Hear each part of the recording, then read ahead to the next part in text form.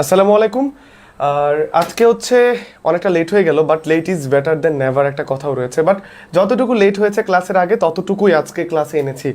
প্রায় এই যে জিকে বাংলাদেশ বিষয় বলি 45তম বিসিএস যে জিকে কোয়েশ্চেনটা আজকে সলভ করাবো, এখানে প্রায় বেশিরভাগ টপিক বা প্রশ্ন হচ্ছে টেকনিক দিয়ে দিব, আর কষ্ট করে পড়তে হবে না। সো এইচএসসি 24-25 ব্যাচ 26 কিংবা যারা বিশেষ করে সেকেন্ড টাইমার, তোমাদের জন্য সামনে অ্যাডমিশনের জন্য এই বিসিএস এর প্রশ্ন ব্যাংক সলভ করা বেশি ইম্পর্টেন্ট। বিসিএস এর রিসেন্ট গত 10 বছরে যদি তুমি প্রশ্ন সলভ করো, রিসেন্ট যে 10 বছর, তোমার এগুলো থেকে ডিরেক্ট কমন পড়তে পারে বা ওই টপিক থেকে কমন পড়তে পারে। সো আমি ঢাকা বিশ্ববিদ্যালয়ের প্রশ্ন সলভ করলাম 4 বছর বা 5 বছরের কয়েকটা গুরুত্বপূর্ণ প্রশ্ন।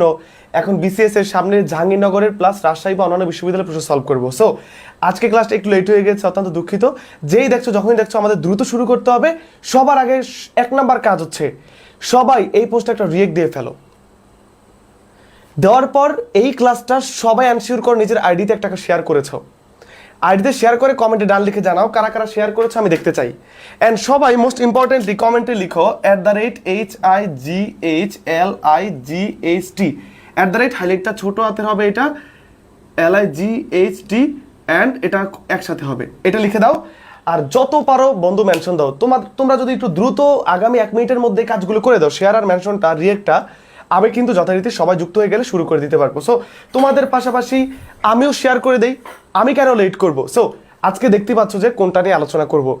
অ্যাডমিশনের ক্ষেত্রে বিসিএস এর এই কোশ্চেনগুলো অত্যন্ত ইম্পর্টেন্ট। তো সবগুলো প্রশ্নই প্রায় আমরা টেকনিকে সলভ করবো আজকে মজার মজার টেকনিক দেওয়া হবে, এবং আজকে একটা অ্যানাউন্সমেন্টসও আছে তোমাদের জন্য। হ্যাঁ, ওকে। সো আমিও শেয়ার করে দিচ্ছি, আমিও শেয়ার করে দিচ্ছি আর দেরি না করে। সবাই এই পোস্টে একটা ওকে, তাহলে সাউন্ড ঠিক আছে, আমি শুনতে পাচ্ছি। আমি কিন্তু যথারীতি সবাই যুক্ত হয়ে গেলে শুরু করি। ওকে, সাউন্ড তাহলে ঠিক আছে, রাইট?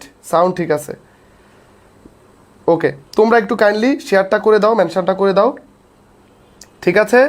সবাই সবাই সবাই, একজনও বাদ যাবে না। আর যারা আজকে থাকবা, দেখবা যে বিসিএস এর প্রশ্ন কি কঠিন হয় সহজ হয়, তোমরা কয়টা উত্তর করতে পারো, আর এই টপিক থেকে কোনটা থেকে প্রশ্ন আসবে, কোন টপিক থেকে প্রশ্ন আসবে সেটা কিন্তু আমি অবশ্যই অবশ্যই অবশ্যই তোমাদেরকে বলে দিব, ঠিক আছে? আচ্ছা, ওকে,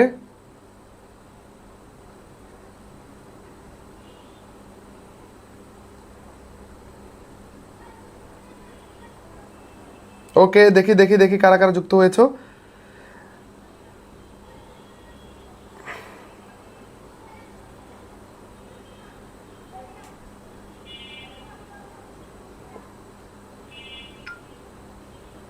আচ্ছা আচ্ছা, সবাই মেনশন দিয়ে দাও আর রিয়েক্ট দিয়ে আইডি শেয়ার করে ডান লিখে জানাও কে কে পেইড ব্যাচের আছো, তাও জানাও। বিসিএস এর প্রশ্ন আজকে সলভ করবো ইনশাল্লাহ।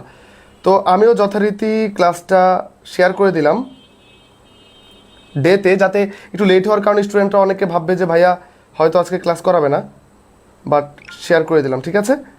অ্যান্ড অবশ্যই আমার পেইড ব্যাচে এই ক্লাসটা শেয়ার করতে হবে, তাই আমি তোমার কাছ থেকে 30 সেকেন্ড সময় চেয়ে নিচ্ছি। ওকে, সো সবাইকে যুক্ত হয়ে গেছে এক এক করে? যদি যুক্ত হয়ে থাকো তাহলে এটার উত্তর করতে থাকো, এই ফাঁকে আমি একটু শেয়ারটা করে দিই। তোমরা এটার উত্তর করো, তারপর এটার ব্যাখ্যায় যাবো ইনশাল্লাহ। এটা একটু উত্তর করে দাও তো সবাই, এটা একটু উত্তর করে দাও। এই প্রশ্নের উত্তর করতে চেষ্টা করো, দেখি কারা কারা পারো। খুবই কনফিউজিং, এখানে অনেক কিছু আছে। শেয়ারের সংখ্যা খুবই কম।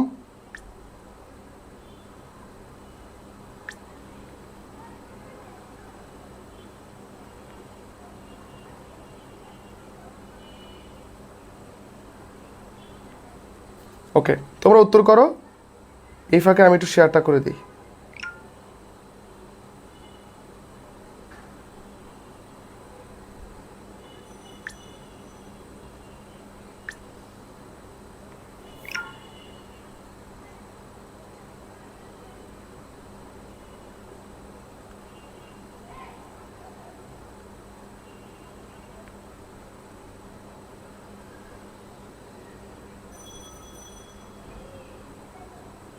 ওকে, ডান।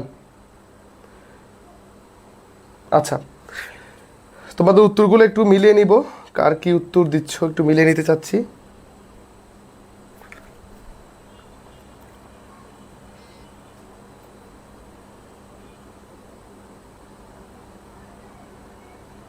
নেটে কি প্রবলেম?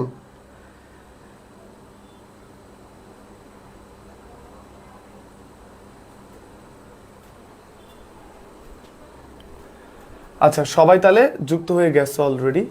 ওকে, সবাই বলতেছো যে 54, কেউ 52, কেউ 50।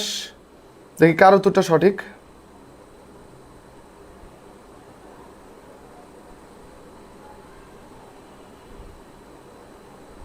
ওকে, তো খেয়াল করো, আজকে আমাদের বিসিএস এর আমরা যদি বিগত 46 ধরবো, এরপরে 46 করাবো, 46, 45, 44, 43, 42 এর কিছু কিছু আমি সলভ করে দিব, আর বাকিগুলো পেইড বেছে সলভ করব। সো সলভ করলে হয়তো এখান থেকে আমাদের হুবহু টপিক কমন পড়তে পারে, বা প্রশ্ন অনেক সময় রিপিট হয়ে থাকে, আমরা এই বছর দেখেছিলাম। সো চলো কথা না বলে আমরা শুরু করে দিই। আমাদের প্রথম প্রশ্ন ছিল সর্বদলীয় রাষ্ট্রভাষা সংগ্রাম কমিটি গঠিত হয় কবে? তো এখানে আমাদের 4টা অপশন, একটা হচ্ছে 1948, 1950, 1952। তো এই 3টা টপিকই এই রাষ্ট্রভাষা সংগ্রাম পরিষদের সাথে জড়িত। দেখো, ভাষা আন্দোলনটা যখন শুরু হয় 1948 সাল থেকে, তখন সর্বপ্রথম আমরা জানি যে আমাদের তমুদ্দুন মজলিস গঠিত হয়। সেই তমুদ্দুন মজলিস যখন গঠিত হয়, তার নেতৃত্বে রাষ্ট্রভাষা সংগ্রাম পরিষদ গঠিত হয়। এমন করে কিন্তু কয়েকটি ভাষা আন্দোলন ভিত্তিক সংগঠন ছিল, যাদের প্রচেষ্টা ছিল যে পাকিস্তানের যে উর্দু ভাষা সেটার পাশাপাশি বাংলাকেও আমাদের রাষ্ট্রীয় ভাষার মর্যাদা দেওয়ার জন্য অনেক বিদ্বৎ সমাজ যারা ছিলেন, বিশেষ করে ঢাকা বিশ্ববিদ্যালয়ের শিক্ষক বা অন্যান্য ব্যক্তিত্বরা চেষ্টা করে গিয়েছেন, তারই ফসল ছিল এই সংগঠনগুলো। তো এই সংগঠনগুলি কিন্তু একটা নয়, একাধিক রয়েছে। আমরা একটা একটা করে দেখবো। এখন তার আগে তোমাদের কমেন্টগুলো আমি একটু চেক করব, যাতে করে আমি শিওর হই যে তোমরা আসলে সঠিক উত্তরটাকে দিতে পেরেছো। এই প্রশ্নের সঠিক উত্তর। এখানে আরও পেঁচালো অনেক ব্যাপার স্যাপার আছে, ফোনে একটু প্রবলেম করতেছে, তাই আমি কমেন্ট দেখতে পাচ্ছি না।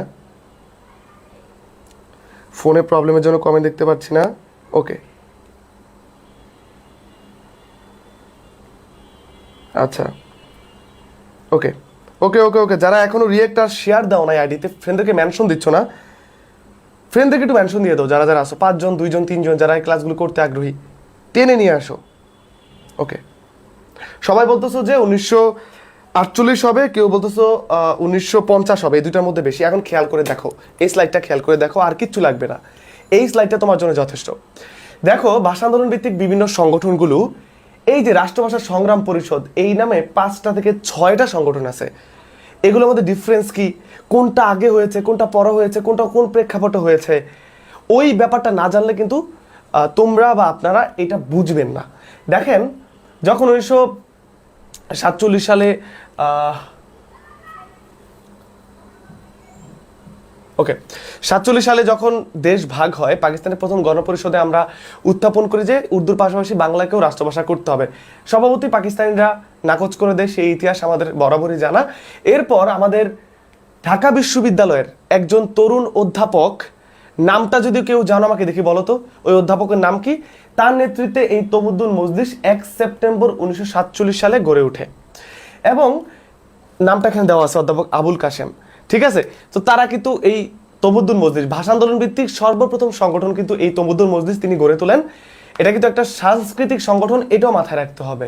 হ্যাঁ, তো এই তমুদ্দুন মজলিসের নেতৃত্বে আরেকটা সংগঠন গড়ে ওঠে, সেই সংগঠনের নাম হচ্ছে রাষ্ট্রভাষা সংগ্রাম পরিষদ।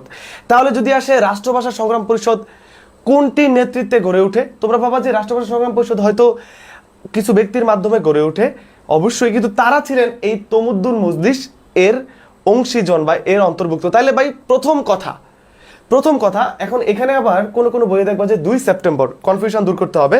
এখানে আবার দেখা যাবে যে 2 সেপ্টেম্বর কত, এখানে আবার বিভিন্ন বইয়ে দেওয়া আছে যে 2 সেপ্টেম্বর তমুদ্দুন মজলিস হয়, কিন্তু আমরা রেফারেন্সে যদি দেখতে পাই 1 সেপ্টেম্বরের কথা বেশি আছে, তাই আমরা দিব 1 সেপ্টেম্বর। যদি অপশন 1 সেপ্টেম্বর না থাকে, তখন 2 সেপ্টেম্বর তমুদ্দুন মজলিস হয়। এই তমুদ্দুন মজলিসের নেতৃত্বে আবার রাষ্ট্রভাষা সংগ্রাম পরিষদ হয়। যখন এটা হয়, এটা একটু গোপনে কার্যক্রম চালাতো, অত লোক বা লোক সম্মুখে আসতো না, গোপনে কার্যক্রম চালাতো। এবং বিভিন্ন বইয়ে তুমি দেখবা এইখানে আবার দেওয়া আছে ডিসেম্বর মাসে, কোন কোন বইয়ে এখানে 2 সেপ্টেম্বর, যেটা হবে 1 সেপ্টেম্বর। কোন কোন বই আবার দেখবা যে এখানে হচ্ছে ডিসেম্বর মাস, ডিসেম্বর 47-এ দেওয়া আছে। দেখো, এই জন্যই সাধারণ জ্ঞানের কোর্সে সবাই অ্যাড হয়, যাতে করে জিকের বিভিন্ন বই থেকে যে কনফিউশনগুলো হয় তুমি সেটা সলভ করতে পারো। আর যাদের কোনো কনফিউশনই হয় না তারা হচ্ছে ভুলগুলো পড়ে ভুল উত্তর দিবা। বিভিন্ন বই তুমি দেখবা যে এখানে ডিসেম্বর মাস দেওয়া আছে। তো এই তমুদ্দুল মজলিসের নেতৃত্বে গড়ে ওঠা রাষ্ট্রভাষা সংগ্রাম পরিষদ, যেটা একটু গোপনীয় কার্যক্রম চালাতো, বিশেষ করে ঢাকা বিশ্ববিদ্যালয় থেকে এটা শুরু হয়। তো এইটা 1 অক্টোবর 47-এ তোমার কি হয়, 1 অক্টোবর 47-এ কিন্তু তোমার এইটা গঠিত হয়। এবং এটা নেতৃত্বে ছিলেন, মাথায় রাখবা কার নেতৃত্বে, এই যে ASM নুরুল হক ভূঁইয়া। কার নেতৃত্বে? ASM নুরুল হক ভূঁইয়া। এখন উনি হুট করে অসুস্থতার দোহাই দিয়ে বা অসুস্থ হয়েছেন বলে তিনি কিন্তু একটা সময় পরে এই সংগঠনের দায়িত্ব থেকে তিনি ছেড়ে দেন। পরে দেখা যায় এই সংগঠনটা একটু স্তমিত হয়ে যায়। পরে আবার প্রয়োজন পড়ে এই সংগঠনটাকে একটু চাঙ্গা করে তোলার জন্য, যে কারণে শামসুল আলম ওনার নেতৃত্বে ঢাকা বিশ্ববিদ্যালয়ের ফজলুল হক মুসলিম হল, আমি আবারও বলছি, ঢাকা বিশ্ববিদ্যালয়ের, আমার বিশ্ববিদ্যালয়ের, তোমাদের ভবিষ্যৎ বিশ্ববিদ্যালয়ের ফজলুল হক মুসলিম হলে এই রাষ্ট্রভাষা সংগ্রাম পরিষদ পুনরায় আরেকবার গঠিত হয়। এখন এইটাই আছে দুইটা, খেয়াল করো, একটা হচ্ছে রাষ্ট্রভাষা সংগ্রাম পরিষদ আদি পুরনো 1 অক্টোবর 47-এর, কিন্তু এটাকে পুনরায় আবার 2 মার্চ 1948, খেয়াল করবা এই তারিখগুলো ইম্পর্টেন্ট, এই তারিখগুলো খুবই ইম্পর্টেন্ট। আমি আবারও বলছি, এই স্লাইড থেকে একটা প্রশ্ন আসার সম্ভাবনা আমি 30টা দিয়ে দিচ্ছি, ঠিক আছে? যারা গুরুত্ব দিয়ে পড়বা তারা অবশ্যই এখান থেকে কমন পাবা, আমি শর্টকাটে বলি। পরে আবার 2 মার্চ 1948 সালে এই সংগঠনটাকে আবারও পুনর্গঠিত করা হয়, আরেকটু নতুন করে করা হয়, আরেকটু চাঙ্গা করা হয়। তাহলে যদি রাষ্ট্রভাষা সংগ্রাম পরিষদ আদি পুরনো প্রথম এরকম কিছু আসে, তোমরা দিবা 1 অক্টোবর 47 ASM নুরুল হক ভূঁইয়া। আর যদি আসে পরবর্তী দ্বিতীয় রাষ্ট্রভাষা সংগ্রাম পরিষদ বা পুনর্গঠিত এরকম শব্দ থাকতে পারে, সেটা দিবা 2 মার্চ 48-এ। কার নেতৃত্বে? এই দেখতে পাচ্ছ, শামসুল আলমের নেতৃত্বে। এইবার তোমরা আরেকটা দেখো, আকরাম খানের নেতৃত্বে কিন্তু গঠিত হয়, এটা রাষ্ট্রভাষা সংগ্রাম পরিষদ। এই দুইটা নিয়ে কনফিউশন। দেখো, আমরা জানি যে 11ই মার্চ ভাষা দিবস, এবং ওই দিন প্রচুর পরিমাণে ঢাকায় মানুষ জড়ো হয়, অনেক আন্দোলন করে বিভিন্ন জায়গায়। সো এই রাষ্ট্রভাষা সংগ্রাম পরিষদ, যেটা ঢাকা বিশ্ববিদ্যালয় রাষ্ট্রভাষা সংগ্রাম পরিষদ অনেক সময় বলা হয়, বা বিশ্ববিদ্যালয় রাষ্ট্রভাষা সংগ্রাম পরিষদ, ওইটা কিন্তু 1950-এর মানে 11ই মার্চ এই যে ভাষা সৈনিক আব্দুল মতিন ওনার নেতৃত্বে। খেয়াল করবা 1950-এর 11ই মার্চ ঢাকা বিশ্ববিদ্যালয় রাষ্ট্রভাষা সংগ্রাম পরিষদ বা বিশ্ববিদ্যালয় রাষ্ট্রভাষা সংগ্রাম পরিষদ বা শুধু রাষ্ট্রভাষা সংগ্রাম পরিষদ যদি বলে, 50-এর 11ই মার্চ হবে আব্দুল মতিনের। এটা খুবই ইম্পর্টেন্ট। আর এই রাষ্ট্রভাষা সংগ্রাম পরিষদের সাথে যদি দুই একটা শব্দ অ্যাড হয়, সর্বদলীয় কেন্দ্রীয়, এই দুইটা শব্দ, কেন্দ্রীয় রাষ্ট্রভাষা সংগ্রাম পরিষদ হতে পারে বা সর্বদলীয় কেন্দ্রীয় রাষ্ট্রভাষা সংগ্রাম পরিষদ, এটা অ্যাড হয়, তাহলে সেটা হবে 52-র 31 জানুয়ারি। এবং আমাদের আজকের প্রশ্নটা ছিল কিন্তু কি, এই যে সর্বদলীয় রাষ্ট্রভাষা সংগ্রাম পরিষদ, যেটা কিন্তু 1952 সালে হয়। তাহলে 48 সালে একটা হয় আমরা জানি, সেটাও কিন্তু এই যে রাষ্ট্রভাষা সংগ্রাম পরিষদের মতোই। আবার 50 সালে আরেকটা হয়, 52 সালে আরেকটা হয়। তাহলে এগুলো যাতে প্যাচ না লাগে, তাই আমার এই স্লাইডটা যারা ভালো করে খেয়াল করবা, তোমাদের কিন্তু কভার হয়ে যাবে। তাহলে ভাই 1 সেপ্টেম্বর 47 আবুল কাশেমের নেতৃত্বে হয় তমুদ্দুন মজলিস। এই তমুদ্দুন মজলিসের নেতৃত্বে হয় রাষ্ট্রভাষা সংগ্রাম পরিষদ প্রথম 1 অক্টোবর 47 নুরুল হক ভূঁইয়ার নেতৃত্বে। আর শামসুল আলমের নেতৃত্বে 2 মার্চ 48-এ হয় রাষ্ট্রভাষা সংগ্রাম পরিষদ, কিন্তু সেটাকে একটু কি করা হয়, একটু পুনর্গঠিত করা হয়, একটু চাঙ্গা করা হয়। একই সংগঠনের বিভিন্ন পদ পদবি, প্ল্যান, তারপর হচ্ছে বিভিন্ন ম্যানিফেস্টো, ইস্তেহার, এগুলো পরিবর্তন করে কিন্তু এটাকে আরেকটু বেশি জনমুখী করা হয়। আমি যেটা বলবো, যেহেতু এই প্রথমটা কিন্তু ছিল একটু গোপনে কার্যক্রম চলতো এরকম টাইপের, পরেরটা একটু জনমুখী করার চেষ্টা করা হয়, যাতে সাধারণ মানুষকে এতে অ্যাড করানো যায় বা সংযুক্ত করানো যায়। সো এরপরে আসে, তোমরা দেখতে পাচ্ছ, ভাষা কমিটি। এরপরে আসে এই যে ঢাকা বিশ্ববিদ্যালয় বা বিশ্ববিদ্যালয় রাষ্ট্রভাষা সংগ্রাম পরিষদ 50-এর 11ই মার্চ, সর্বশেষে 52-র দেখতে পাচ্ছ যে 31 জানুয়ারি সর্বদলীয় কেন্দ্রীয় রাষ্ট্রভাষা সংগ্রাম পরিষদ। কোনটা নেতৃত্বে কে ছিলেন, কোনটা কত সালে, কোনটার নাম কি, খেয়াল করে উত্তর না করলে মাস্ট ভুল হবে। সো এইরকম টাইপের যদি প্রশ্ন কিন্তু আসে বিশ্ববিদ্যালয়ে, তো আমরা কিন্তু প্রায় সুন্দর করে সলভ করলাম, এর বাইরে থেকে কিন্তু আসবে না। দেখছো, তাহলে কি BCS এর প্রশ্ন কি বেশি কঠিন? আমাকে বলতে হবে, BCS এর প্রশ্ন কি বেশি কঠিন? তোমরা কি মনে করো, BCS এর প্রশ্ন কি বেশি কঠিন নাকি বেশি সহজ? কোনটা? BCS এর প্রশ্ন কি বেশি কঠিন নাকি সহজ? কি মনে হয়, BCS এর প্রশ্ন কি বেশি কঠিন নাকি সহজ? একটু জানিয়ে দাও তোমরা। আচ্ছা, এরপরে আমরা একটু সামনের দিকে যাই। আমাদের পরবর্তী প্রশ্ন, 2 নম্বর প্রশ্ন, এটা কিন্তু সবগুলি 45তম বিসিএস এ আসছে। এই যে রিসেন্ট 46 বিসিএস এর আগের বিসিএস এসেছে। বাংলাদেশের জাতীয় সংসদের অধিবেশন আহ্বান করেন কে? 4টা অপশন। তোমরা খেয়াল করছো যে এই সংসদ সংবিধান থেকে যে কোনো জায়গায় একটা দুটা প্রশ্ন আসে, মাস্ট আসে। আমি বলবো মাস্ট আসে, তোমার সময় আসবে। দেখি এটা বলো দেখি, জাতীয় সংসদের আহ্বান করে কে? দেখি, হার্ড বলতে কিছু নাই, আমি এগুলোকে সুন্দর করে সলভ করে দিব পেইড ব্যাচে। ওইখানে আরো অনেক বিষয় ছিল, ভাষা আন্দোলন নিয়ে গোটা একটা ক্লাসই হবে আমাদের পেইড ব্যাচে, যেখানে কোনো কিছু বাদ যাবে না, প্রোস অ্যান্ড কনস, ঠিক আছে, A to Z, alpha to omega, ঠিক আছে, আদ্য থেকে পান্ত, ঠিক আছে, সমুদ্র হিমাচল, আমি যাই বলি সব কিছুই তোমার কভার করানো হবে। সো যারা ভালো সব কিছু চাও, যত্ন করে পড়তে চাও, এগুলোর উপর আবার এক্সামও কিন্তু হবে প্রাইভেট ব্যাচে। এই স্লাইডগুলো দিয়ে দেওয়া হবে প্রাইভেট ব্যাচে। গত ক্লাস স্লাইড এবং আজকের ক্লাস স্লাইড মিলিয়ে 2টা স্লাইড আমাদের প্রাইভেট ব্যাচে দিয়ে দেওয়া হবে। সেটার তোমরা অনেকেই সেটার জানো, সেটা নিয়ে কথা বলবো না। এটা তোমরা একটু উত্তর করো, সবাই স্বতঃস্ফূর্তভাবে একটু দেখি কারা কারা উত্তর করতে পারো, একটু উত্তর করে দাও। এখন কেউ বলতেছে স্পিকার, কেউ রাষ্ট্রপতি, কেউ স্পিকার, কেউ রাষ্ট্রপতি, চিফ হুইপ, প্রধানমন্ত্রী, এগুলো কি কারো কোনো অপশনে আছে? চিফ হুইপ, প্রধানমন্ত্রী। বাংলাদেশের জাতীয় সংসদের অধিবেশন আহ্বান করেন কে? আমি তোমাদের একটু বলে দেই।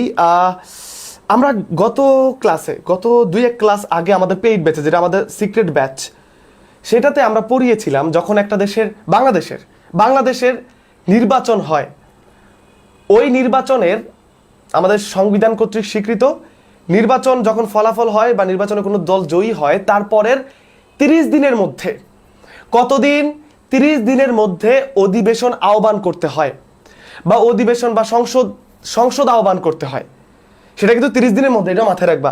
এবং আমি আরো বলেছিলাম একটা অধিবেশন হওয়ার পর কয়দিন পর আরেকটা অধিবেশন হবে। পেইড ব্যাচের তোমরা যদি কেউ এটা মুখস্থ থেকে থাকে তাহলে তোমরা একটু কমেন্ট করে জানাও, এবং তুমি পেইড ব্যাচের কিনা একটু কমেন্ট করে জানাও, ভাই আমি পেইড ব্যাচের এবং এটা এতদিন, একটু কমেন্ট করে জানাও দেখি মুখস্থ আছে কিনা। যদি না থাকে তাহলে আমার পেইড ব্যাচে যুক্ত হওয়া তোমার জন্য বৃথা, আমি তোমার পড়াইতেই পারি নাই, আমি তোমাকে পড়াতে পারিনি। আমি শুনতে চাই একটা অধিবেশন সংসদ হলে কয়দিন পর আরেকটা অধিবেশন হবে, কয়দিন পর বা কয় মাস পর। দেখি কারা পারো, দেখি কারা পারো, এইবার দেখবো।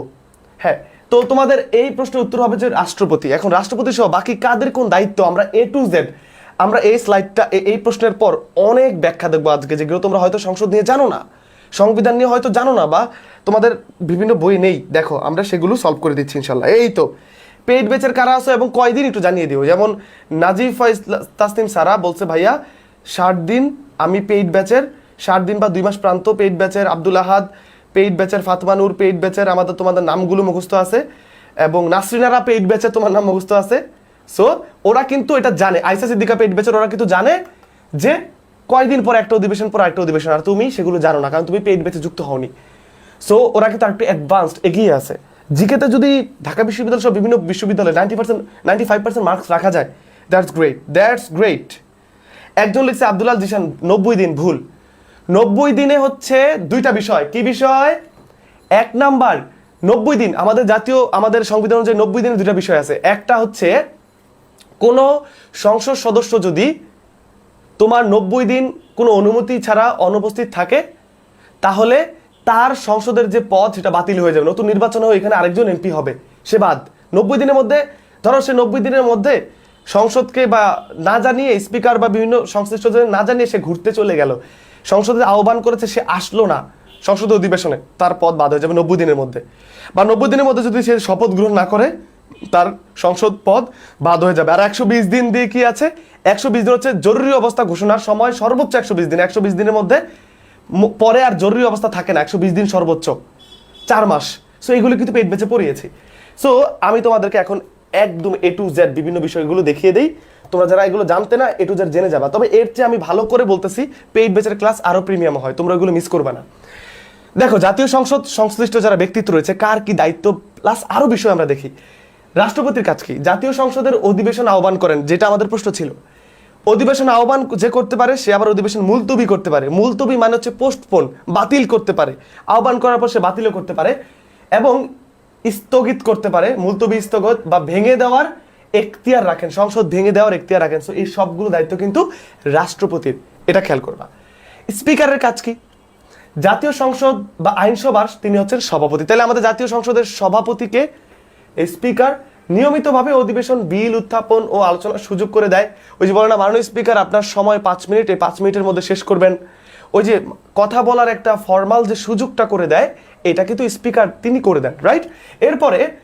এরপরে প্রয়োজনে কাস্টিং ভোট প্রদান ক্ষমতা রাখেন।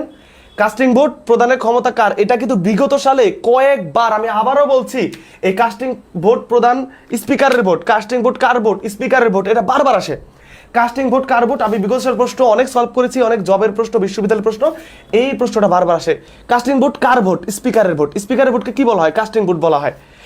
তিনি প্রয়োজনে কাস্টিং ভোট প্রদান করার ক্ষমতা রাখেন। সংসদীয় কার্য উপদেষ্টার কমিটির তিনি সভাপতি, এটা মাথায় রাখবা। তারপর ডেপুটি স্পিকার কাজ করে। বোঝা যাচ্ছে যে স্পিকারের পরিবর্তে কিছু একটা করতে পারে, উনিই ডেপুটি, রাইট? স্পিকারের অধিবেশন পরিচালনা সহযোগিতা করা। এক, স্পিকারের অনুপস্থিতিতে জাতীয় সংসদের সভাপতিত্ব করে। এখন ধরো স্পিকার কোনো কারণে অসুস্থ বা তিনি নেই বা যে কোনো কারণে তার অনুপস্থিতি, ডেপুটি স্পিকার তার দায়িত্বটা পালন করবেন। সংসদীয় স্থায়ী লাইব্রেরি কমিটির সভাপতি, সংসদে যে স্থায়ী লাইব্রেরি আছে এটা সভাপতি কিন্তু ডেপুটি স্পিকার। তারপর হুইপ কি করে?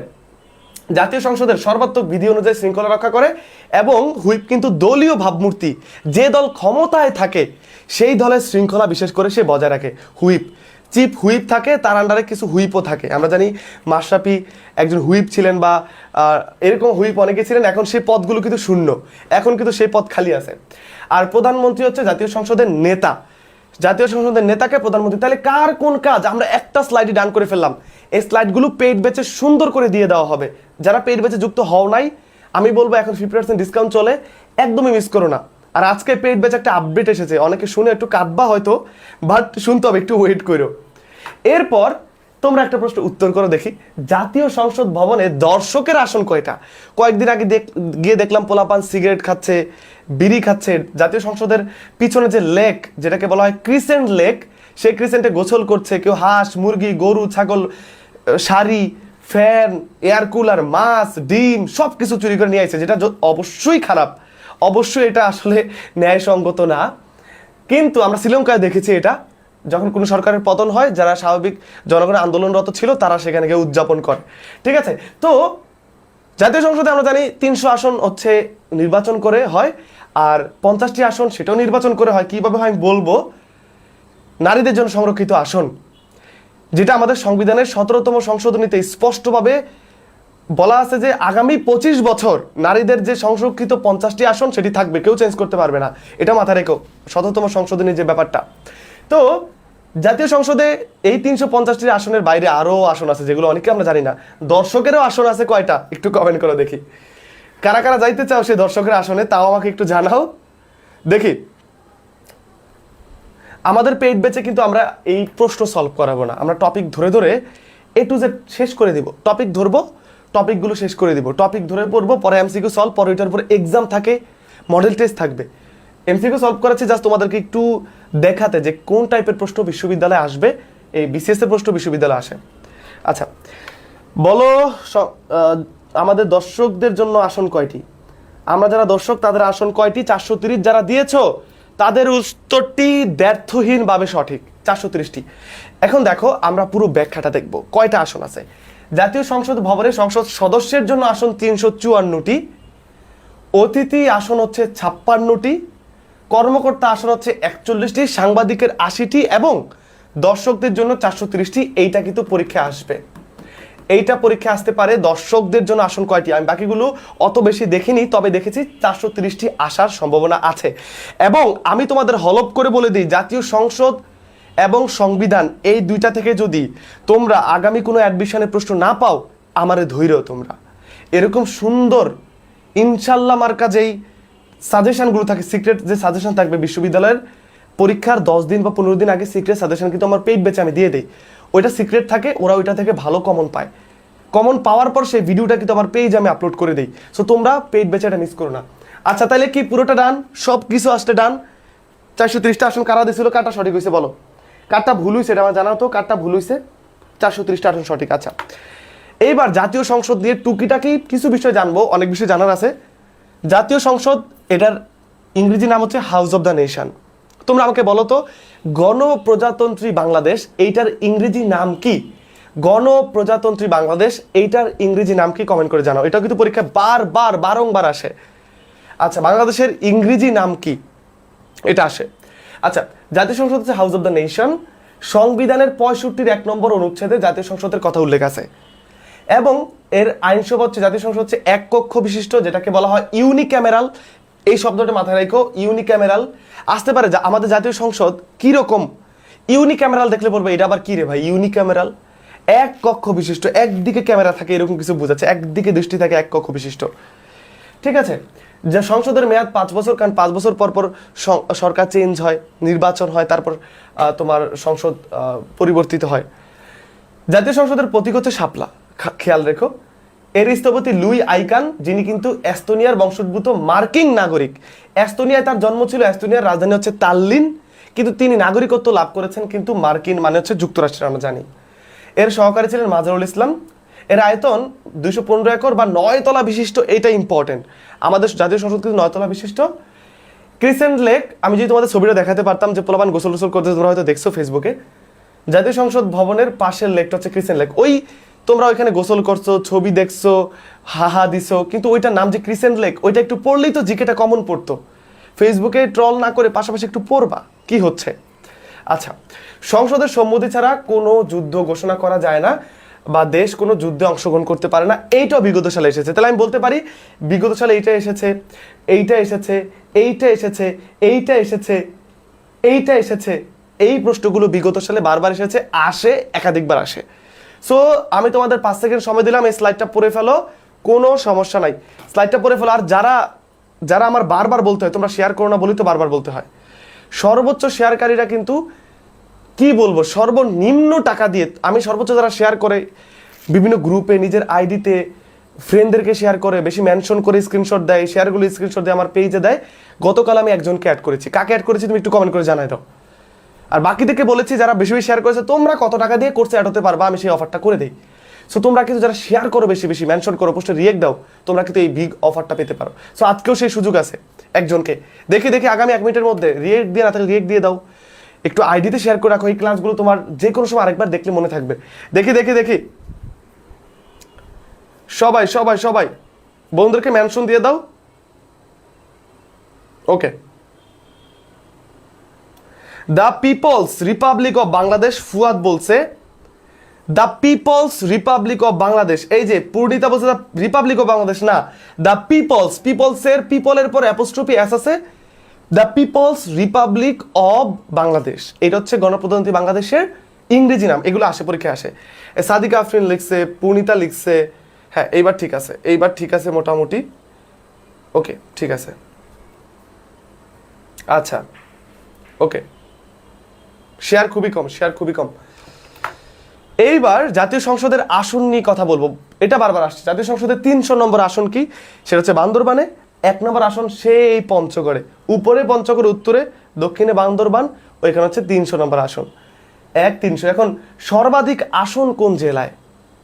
সর্বাধিক আসন হচ্ছে জেলা ও বিভাগ, ঢাকা সিটি কর্পোরেশনে এবং ঢাকা দক্ষিণ, এ ভোটার বেশি। ঠিক আছে, সর্বাধিক আসন হচ্ছে তোমার ঢাকায়, ঠিক আছে, এবং ঢাকা সিটি কর্পোরেশনের মধ্যে ঢাকা দক্ষিণ সিটি কর্পোরেশনে, এবং বেশি ভোটার কিন্তু ঢাকা 19-এ। আর সর্বনিম্ন আসন কিন্তু একটা একটা করে আসন আছে। মাথায় রাখবা, নিচের কোন জেলায় একটি সংসদীয় আসন রয়েছে, প্রশ্ন আসে। বান্দরবানে 1টি, রাঙামাটিতে 1টি, খাগড়াছড়িতে 1টি করে আসন আছে, এবং কম ভোটার হচ্ছে ঝালকাঠি 1-এ। তো এইগুলো কিন্তু ইম্পর্টেন্ট তথ্য। তাহলে 1 নম্বর আসন পঞ্চগড়ে, নিচে 300 নম্বর আসন, আর কোনটাতে বেশি ভোটার কম ভোটার, এই স্লাইডটা দেখলেই তোমাদের ইনশাল্লাহ মনে থাকবে। এরপরে হচ্ছে 3 নাম্বার প্রশ্ন, দেখি কারা উত্তর করতে পারবো। পূর্ব পাকিস্তান আওয়ামী মুসলিম লীগ প্রতিষ্ঠাকালীন সাধারণ সম্পাদক কে ছিলেন? 4টা অপশন, 4টা অপশন, 4টা অপশন আছে, দেখি উত্তর করো। ওকে, সঠিকটা আগে লিখছিলাম, আমার কমেন্ট চোখে পড়ে না, যেই ভুল লিখছি চোখে পড়ে গেছে, এমনি বাস খাই। হ্যাঁ, পূর্ণিতা বলতেছে, আচ্ছা তুমি চোখে, মানে কমেন্ট চোখে পড়ানোর জন্য তুমি ভুল করছো না, নাইস ট্রিক, কাজে লাগছে, কাজে লাগছে, ব্রিলিয়ান্ট। এটা কি হবে দেখি, এই যে এটাও কিন্তু ধরো মুক্তিযুদ্ধের একটা অংশ, মুক্তিযুদ্ধ টপিক থেকে প্রশ্ন আসে, ঠিক আছে।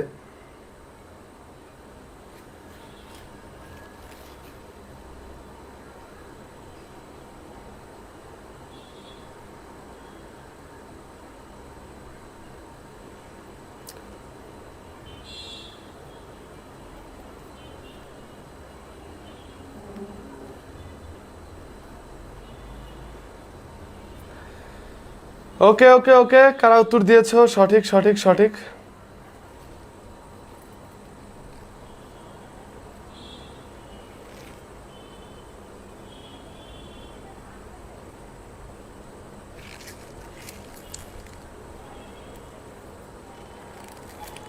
আচ্ছা,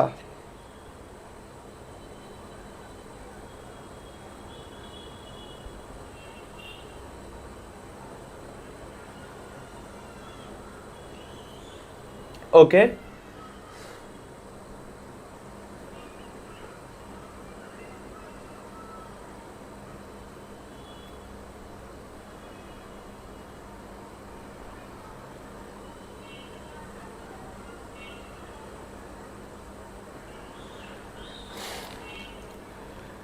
সবাই দিচ্ছ, শামসুল হক, শেখ মুজিবুর রহমানও উত্তরে আছে দেখতে পাচ্ছি আমরা। তো তোমাদের এটা কারেক্ট করে দিতে হবে। আচ্ছা,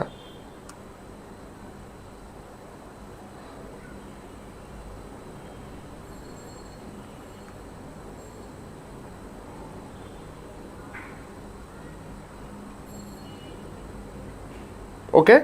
আচ্ছা, শামসুল হকটা বেশি দিয়েছো। ওকে, তাহলে উত্তরটা সঠিক। যারা খ দিয়েছো শামসুল হক, এই উত্তরটি সঠিক।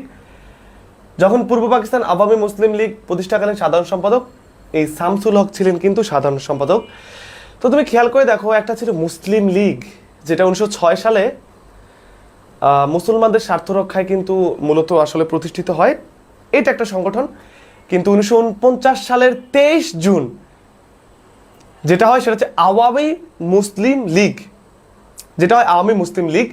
তো আমাদের এই অঞ্চলে যারা পূর্ব পাকিস্তান বা বর্তমান বাংলাদেশের নেতারা ছিলেন, তারা কিন্তু এর আগে মুসলিম লীগের হয়েই রাজনীতি করেছিলেন একটা সময়ে, সেখানেই তারা স্বার্থ রক্ষা করেছেন। কিন্তু একটা সময় যখন আমাদের দেশ ভাগ হয়, ভাষা আন্দোলন থেকে শুরু করে অন্যান্য প্রেক্ষাপটে আমরা আমাদের অধিকারটা বুঝতে শিখলাম, তখন কিন্তু একটা রাজনৈতিক দলের আসলে অনুভব আমরা করি।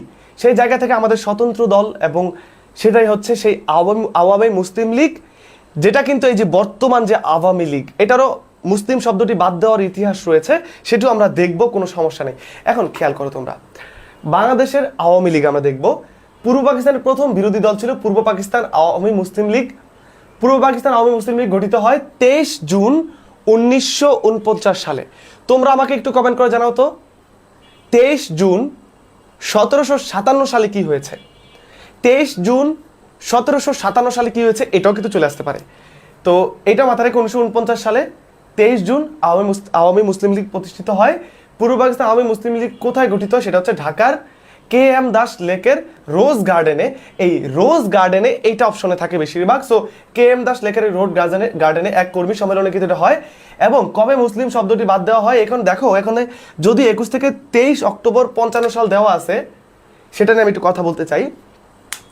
দেখো, আওয়ামী মুসলিম লীগ, এই মুসলিম শব্দটা দিয়ে বোঝাচ্ছে এটা মুসলমানদের সংগঠন। একটা সাম্প্রদায়িক শব্দ আপাত দৃষ্টিতে অ্যাড হয়ে আছে এরকম, তো সেটা থেকে বের হয়ে যাতে একটা অসাম্প্রদায়িক একটা দল হতে পারে, সকল ধর্মের মানুষ যাতে এটাতে সেফ মনে করে যে এটা না আমাদের নির্দিষ্ট দল, এরকমটা মনে না করে, সেই কারণে সেই জন্য মুসলিম শব্দটি বাদ দেওয়া হয় 1955 সালে। এখন 1955 সালে কি 21 থেকে 23 অক্টোবর এই সময়টাতে, নাকি 24 অক্টোবর?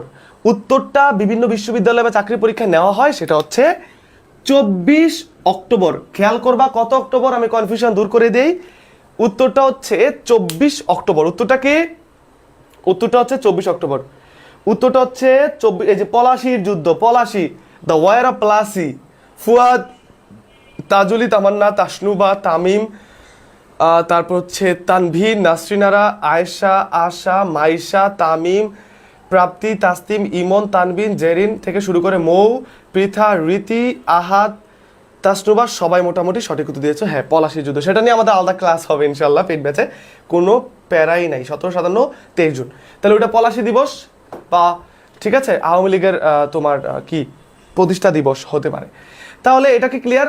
আওয়ামী লীগ থেকে মুসলিম শব্দটি বাদ দেওয়া হয় 24 অক্টোবর 1955 সালে।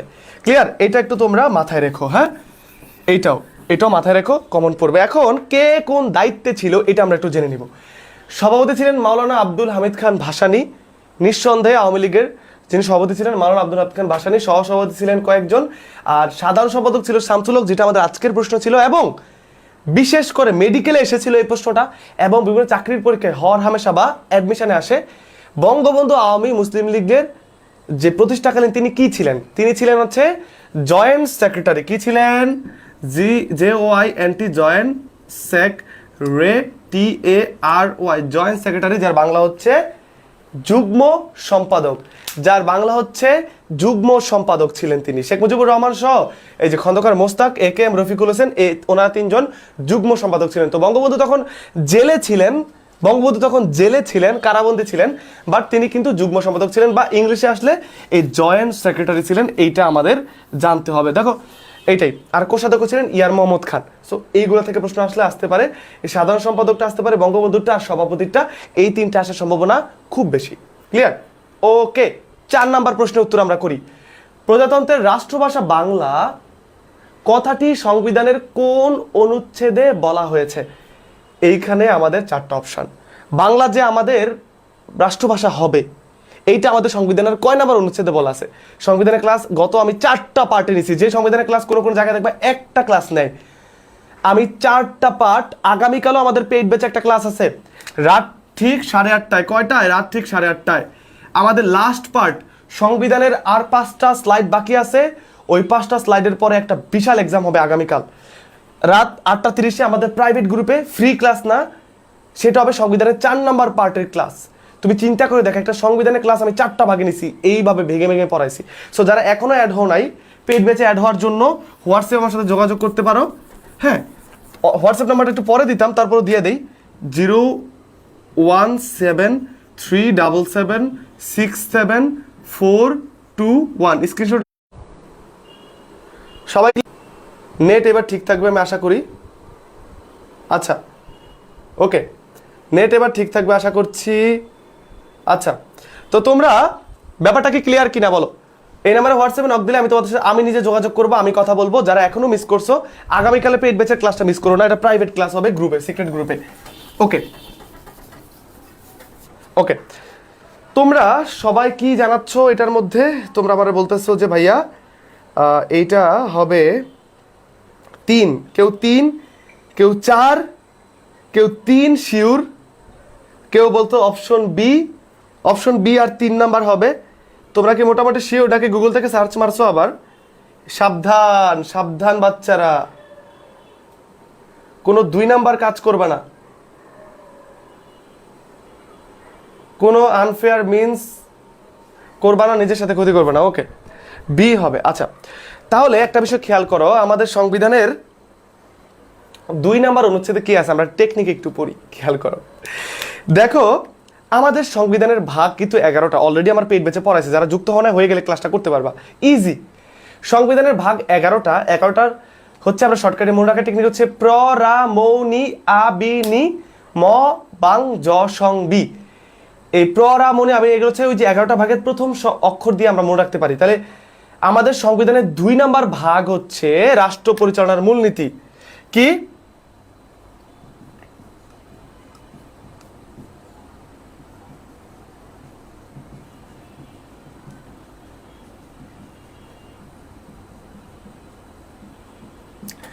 রাষ্ট্র পরিচালনার মূলনীতি আমাদের সংবিধানের 2 নাম্বার ভাগে আছে। এখন আমাদের সংবিধানের প্রথম ভাগ কি? প্রজাতন্ত্র। সংবিধানের 2 নাম্বার ভাগে কি আছে? রাষ্ট্র পরিচালনার মূলনীতি। ক্লিয়ার? এখন এই অনুচ্ছেদ 2 আর সংবিধানে যে 2 নাম্বার ভাগে রাষ্ট্র পরিচালনার মূলনীতি আছে, এইটাকে টেকনিকে আমরা মনে রাখবো। ক্লিয়ার? সবাই ক্লিয়ার? ওকে ওকে ওকে ওকে ওকে, আমি তোমাদের তাইলে ব্যাপারটা একদম সুন্দর করে বলি। ওকে, রাষ্ট্রীয়, ওকে, দেখো, কোন দেশের সীমানাকে বলা হয় রাষ্ট্রীয় সীমানা। কি বলা হয়? রাষ্ট্রীয় সীমানা। আচ্ছা, তাহলে আমাদের সংবিধানের 11টা ভাগের 2 নাম্বার ভাগ হচ্ছে রাষ্ট্র পরিচালনার মূলনীতি, আর আমাদের সংবিধানের 2 নম্বর অনুচ্ছেদ হচ্ছে রাষ্ট্রের সীমানা। তাহলে এই রাষ্ট্রীয় দিয়ে তুমি মনে রাখবা, রাষ্ট্র পরিচালনার মূলনীতিও 2 নম্বর ভাগে, আর রাষ্ট্রীয় সীমানা হচ্ছে 2 নম্বর অনুচ্ছেদে। এই রাষ্ট্রীয় 2 শব্দ দিয়ে তোমরা এটা মনে রাখলা। এইবার আমাদের সংবিধানের 4 নম্বর অনুচ্ছেদ কি? Very easy. 4 নম্বর অনুচ্ছেদে 4টা বিষয় আছে। আমাদের সংবিধানের 4 নম্বর অনুচ্ছেদে 4টা বিষয় আছে। তাহলে 4 নম্বর 4টা বিষয়, ওই 4টা বিষয় কি আমরা একটু দেখে ফেলবো।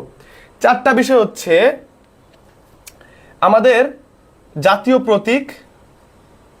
আমি শর্টকাটে প্রতীক লিখবো, দাঁড়াও একটা সেকেন্ড, এটার কালি নাই, আমাকে একটু সময় দাও। আমরা কি লিখবো?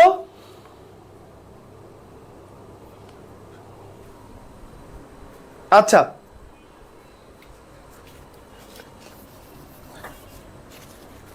পতাকা,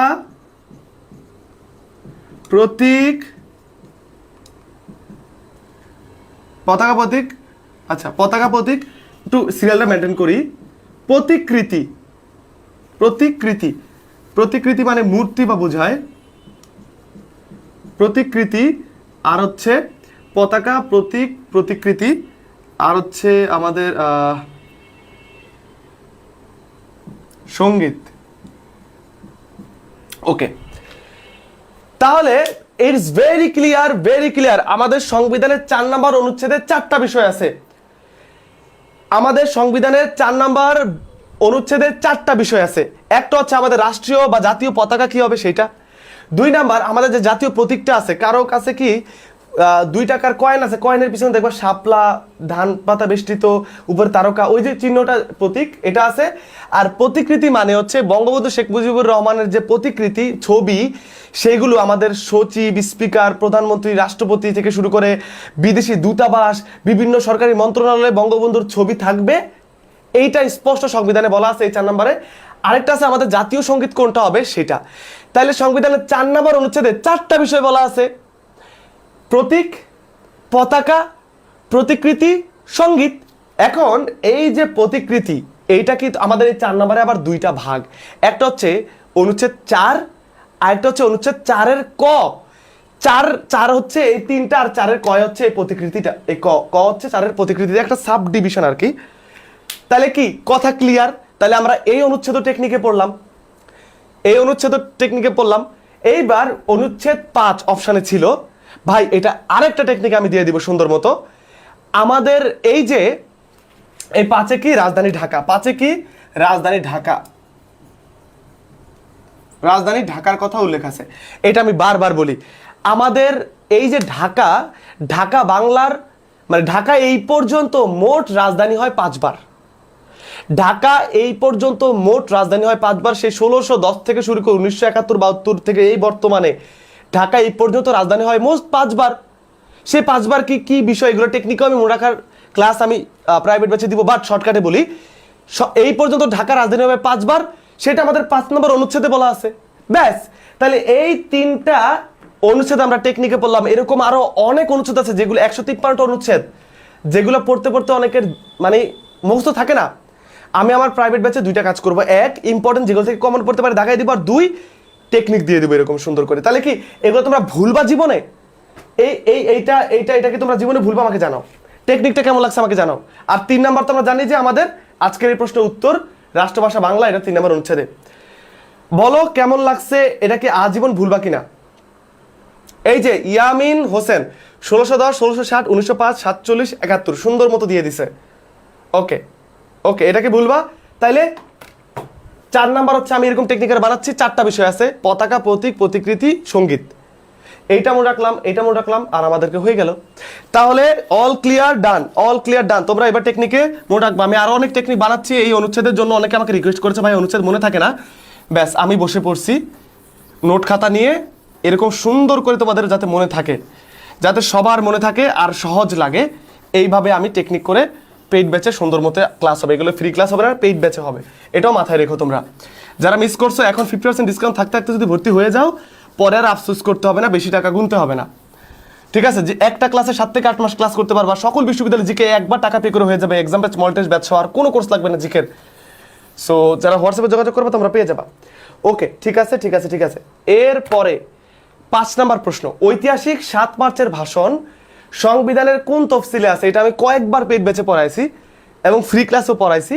সো এইটা কিন্তু 45তম বিসিএসে এসেছে। দেখছো তোমরা এগুলো কিন্তু পারো, বিসিএসে আসুক আর অ্যাডমিশনে আসুক, তোমরা যদি পড়ে যাও মাস্ট পারবা। এই প্রশ্নের উত্তর একটু সবাই করে ফেলো তো, এই প্রশ্নের উত্তর সবাই একটু করে ফেলো, সবাই এই প্রশ্নের উত্তরটা সবাই একটু দিয়ে ফেলো যে ঐতিহাসিক 7 মার্চের ভাষণ সংবিধানের কোন তফসিলে আছে? 45তম বিসিএসে আসা একটা প্রশ্ন, এবং সংবিধান থেকে কয়টা প্রশ্ন আসে দেখছো?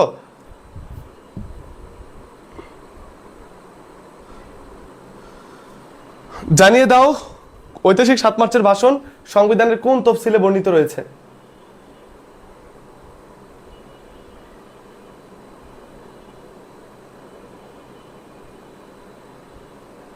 ওকে, কোন তফসিলে 7 মার্চের ভাষণ?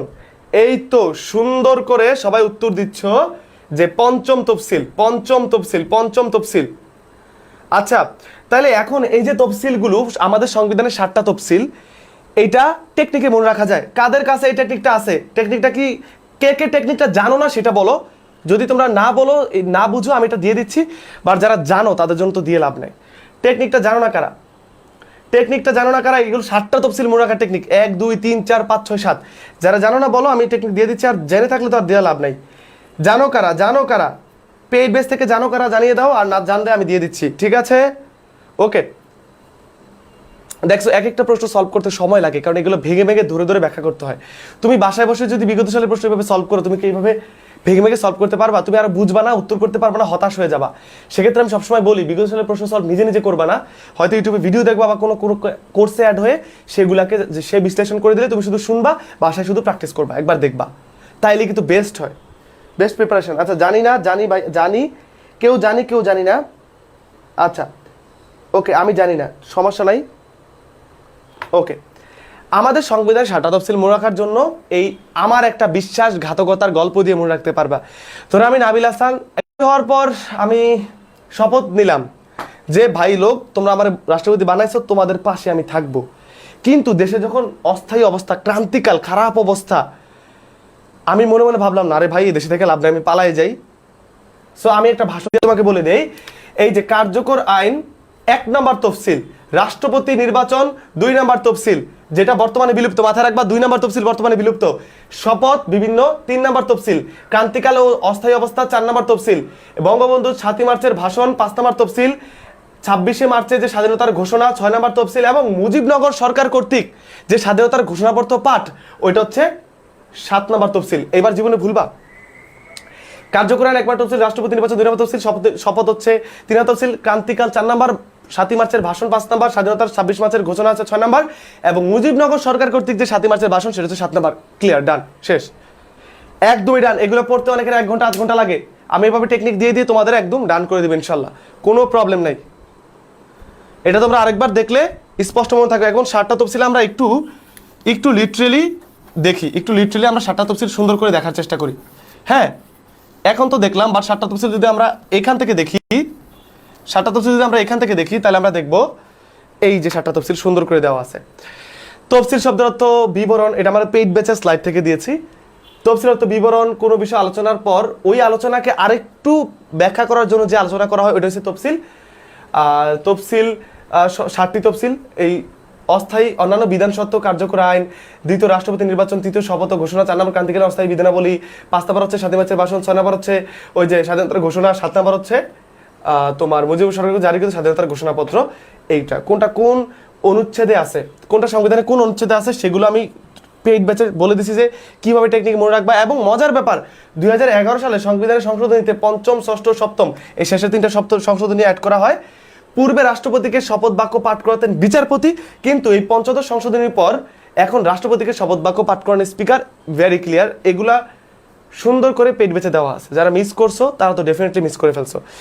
ওকে, এইবার 6 নম্বর প্রশ্ন, এটা 45তম বিসিএস এসেছে। বাংলাদেশের কয়টি জেলার সাথে সুন্দরবন সংযুক্ত আছে? বাংলাদেশের কয়টি জেলার সাথে সুন্দরবন লেগে আছে? আমরা জানি সুন্দরবনের বেশিরভাগ অংশই আমাদের দেশে, বাংলাদেশে। মোট 2টি দেশে সুন্দরবনের অংশ, একটি হচ্ছে ভারত বাংলাদেশ, এখন তোমাদের বলতে হবে বাংলাদেশের কয়টি জেলার সাথে সুন্দরবন আছে। এটা 45তম BCS এ এসেছে। অনেকে এটা নিয়ে কনফিউশন। এটা একটা সুন্দর সুন্দর সুন্দর টেকনিক দিয়ে দেব, একটা চমৎকার টেকনিক আছে এটার মধ্যে, আমি তোমাদেরকে দিয়ে দেবো। এটাকে উত্তর করো, তারপর দেখি কারা কারা পারো। তোমাদের পারদর্শিতা দেখতে চাই, পারঙ্গমতা দেখতে চাই।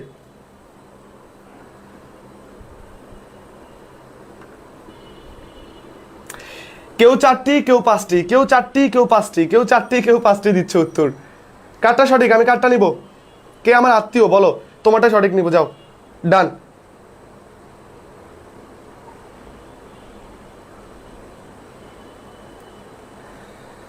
দেখি কারটা সঠিক। ওকে, 5টি বলতেছো। এখন খেয়াল করো, তোমার যদি আমি বলি সুন্দরবনের বাঘ সাঁতারে পটু, আরে ভাই সুন্দরবনের বাঘ সাঁতার কাটতেই পারে, বাঘকে তুমি দেখবা সাঁতার কাটে কি সুন্দর। যদি আমি একটা লাইন বলি যে সুন্দরবনের বাঘ সাঁতারে পটু পুরা 5টা জেলা ডান, তাহলে টেকনিকটা কি? সুন্দরবনের বাঘ, সবাই খাতা লেখো, সুন্দর বনের বাঘ সাঁতারে খুব পটু। সুন্দরবনের বাঘ সাঁতারে খুব পটু। এই তো দেখতে পাচ্ছ, বাগেরহাট, সাতক্ষীরা, পটুয়াখালী, খুলনা, বরগুনা। এই বাঘ থেকে হচ্ছে বাগেরহাট, সাঁতার থেকে হচ্ছে সাতক্ষীরা, পটু থেকে পটুয়াখালী, খু থেকে খুলনা, ব থেকে বরগুনা। শেষ। সুন্দরবনের বাঘ সাঁতারে পটু, এই 5টা দিয়ে তুমি মনে রাখতে পারবা যে যেই 5টা জেলা সুন্দরবনের সাথে সংযুক্ত। ডান, টেকনিকে ডান, কষ্ট করে পড়তে হবে না। সুন্দরবনের বাঘ সাঁতারে খুব পটু, সুন্দরবনের বাঘ সাঁতারে খুব পটু। তুমি আমি সাঁতার না পারো বা সুন্দরবনের বাঘ সাঁতার পারে, এটা আমাদের জানাটা ইম্পর্টেন্ট জিকের জন্য, ঠিক আছে? সুন্দরবনের বাঘ সাঁতারে খুব পটু। এখন কথা আছে, বিভিন্ন বইয়ে দেওয়া আছে যে 3টা জেলা, বিভিন্ন বইয়ে দেওয়া আছে যে 3টা জেলা সুন্দরবনের সাথে আছে, 5টা না। তাহলে রাবিল ভাই আপনি একটু সলভ করে দেন, রাবিল ভাই আপনি সলভ করে দেন। এই যে ভাইয়া, আপনি এটা আমাদের অনেক আগেই পড়িয়েছেন। নাসরিনারা থ্যাংক ইউ, তোমাদের পেইড ব্যাচে কিন্তু ক্লাসগুলো হয়ে গেছে। তোমরা যারা এখন যুক্ত হবা, আমার পেইড ব্যাচে প্রত্যেকটা ক্লাস লাইভ হয়। ওই লাইভের পরে ক্লাসগুলো গ্রুপে অ্যানাউন্সমেন্ট অপশনে পিন করে সুন্দর করে সাজানো থাকে। যারা পরে অ্যাড হয় 2টা করে ক্লাস প্রতিদিন করে ফেলতে পারে, কোনো ক্লাস মিস যাবে না। আবার যে ক্লাসগুলো তোমার রেকর্ডেড হয়েছে, তুমি ভাবতেছো ভাই আমি লাইভ করতে পারলে ভালোই তো, ওইগুলো আবার লাইভ হবে খুব শীঘ্রই। তাহলে তুমি এখন অ্যাড হয়ে যাও, আগেগুলো কভার করে ফেলা, পরে আবার একই ক্লাস লাইভ করলা, তোমরা অনেক কিছু, ওরা কিন্তু অনেক কিছু জানে। এখন এই স্লাইডটা খেয়াল করো, এটা হচ্ছে আমাদের দেখতে পাচ্ছ, আমাদের সুন্দরবন দেখতে পাচ্ছ এই স্লাইডের মধ্যে। এই যে ভারতে আছে আর আমাদের বাংলাদেশের বেশিরভাগ অংশ আছে। কোন কোন জেলাগুলো হতে পারে আমরা এই জায়গাটা ধারণা করলে বুঝতে পারবো। এবং আমরা যদি পুরো কনফিউশনটা নিয়ে একটু কথা বলি, যে সুন্দরবন 2টি দেশে আছে, বাংলাদেশ, ভারত, এটাতে কোনো সমস্যা নাই। কিন্তু সুন্দরবন কয়টি জেলা জুড়ে? 3টি নাকি 5টি? 3টি নাকি 5টি? কয়টা জেলা জুড়ে? এটা হচ্ছে কনফিউশন। খেয়াল করো, সাতক্ষীরা, খুলনা, বাগেরহাট, এই 3টা জেলার মধ্যে বিশেষ করে সুন্দরবন বেশি পড়েছে। এবং উইকিপিডিয়া, বন অধিদপ্তর, সুন্দরবন পশ্চিম বন বিভাগ, বাংলাপিডিয়া, সবাই বলতেছে, এই সোর্স হচ্ছে এটা, এই সোর্সের তথ্য মতে সুন্দরবন 3টা জেলায় আছে, সাতক্ষীরা, খুলনা, বাগেরহাট। হ্যাঁ, কিন্তু উইকি ভ্রমণ বলতেছে খুলনা, বাগেরহাট, পটুয়াখালী, বরগুনা, সাতক্ষীরা, যেটা আমি বললাম। কিন্তু তুমি একটা বিষয় খেয়াল করছো কি? এই যে প্রশ্নে কিন্তু 3 কোনো অপশানেই ছিল না। এই প্রশ্নে 3 কোনো অপশানে ছিল না। তাহলে ভাইয়া, তাহলে এই যে 5টি, এইটা হচ্ছে পরীক্ষায় আসে দেখতে পাচ্ছি। এখন এই 5-এর জায়গায় যদি 5 না থেকে 3, 4, 7, 6 থাকতো, তখন তুমি কি দিতা? আমি তোমাদের কনফিউশন দূর করাবো ইনশাল্লাহ। যদি অপশনে 5 না থেকে 3, 4, 6, 7, তখন তুমি আবার 3 দিতা, কারণ ওদের পরিসংখ্যাটাও দেওয়া আছে বলে 3 দিবা। আর 3 না থাকলে তখন 5 থাকলে 5 দিবা।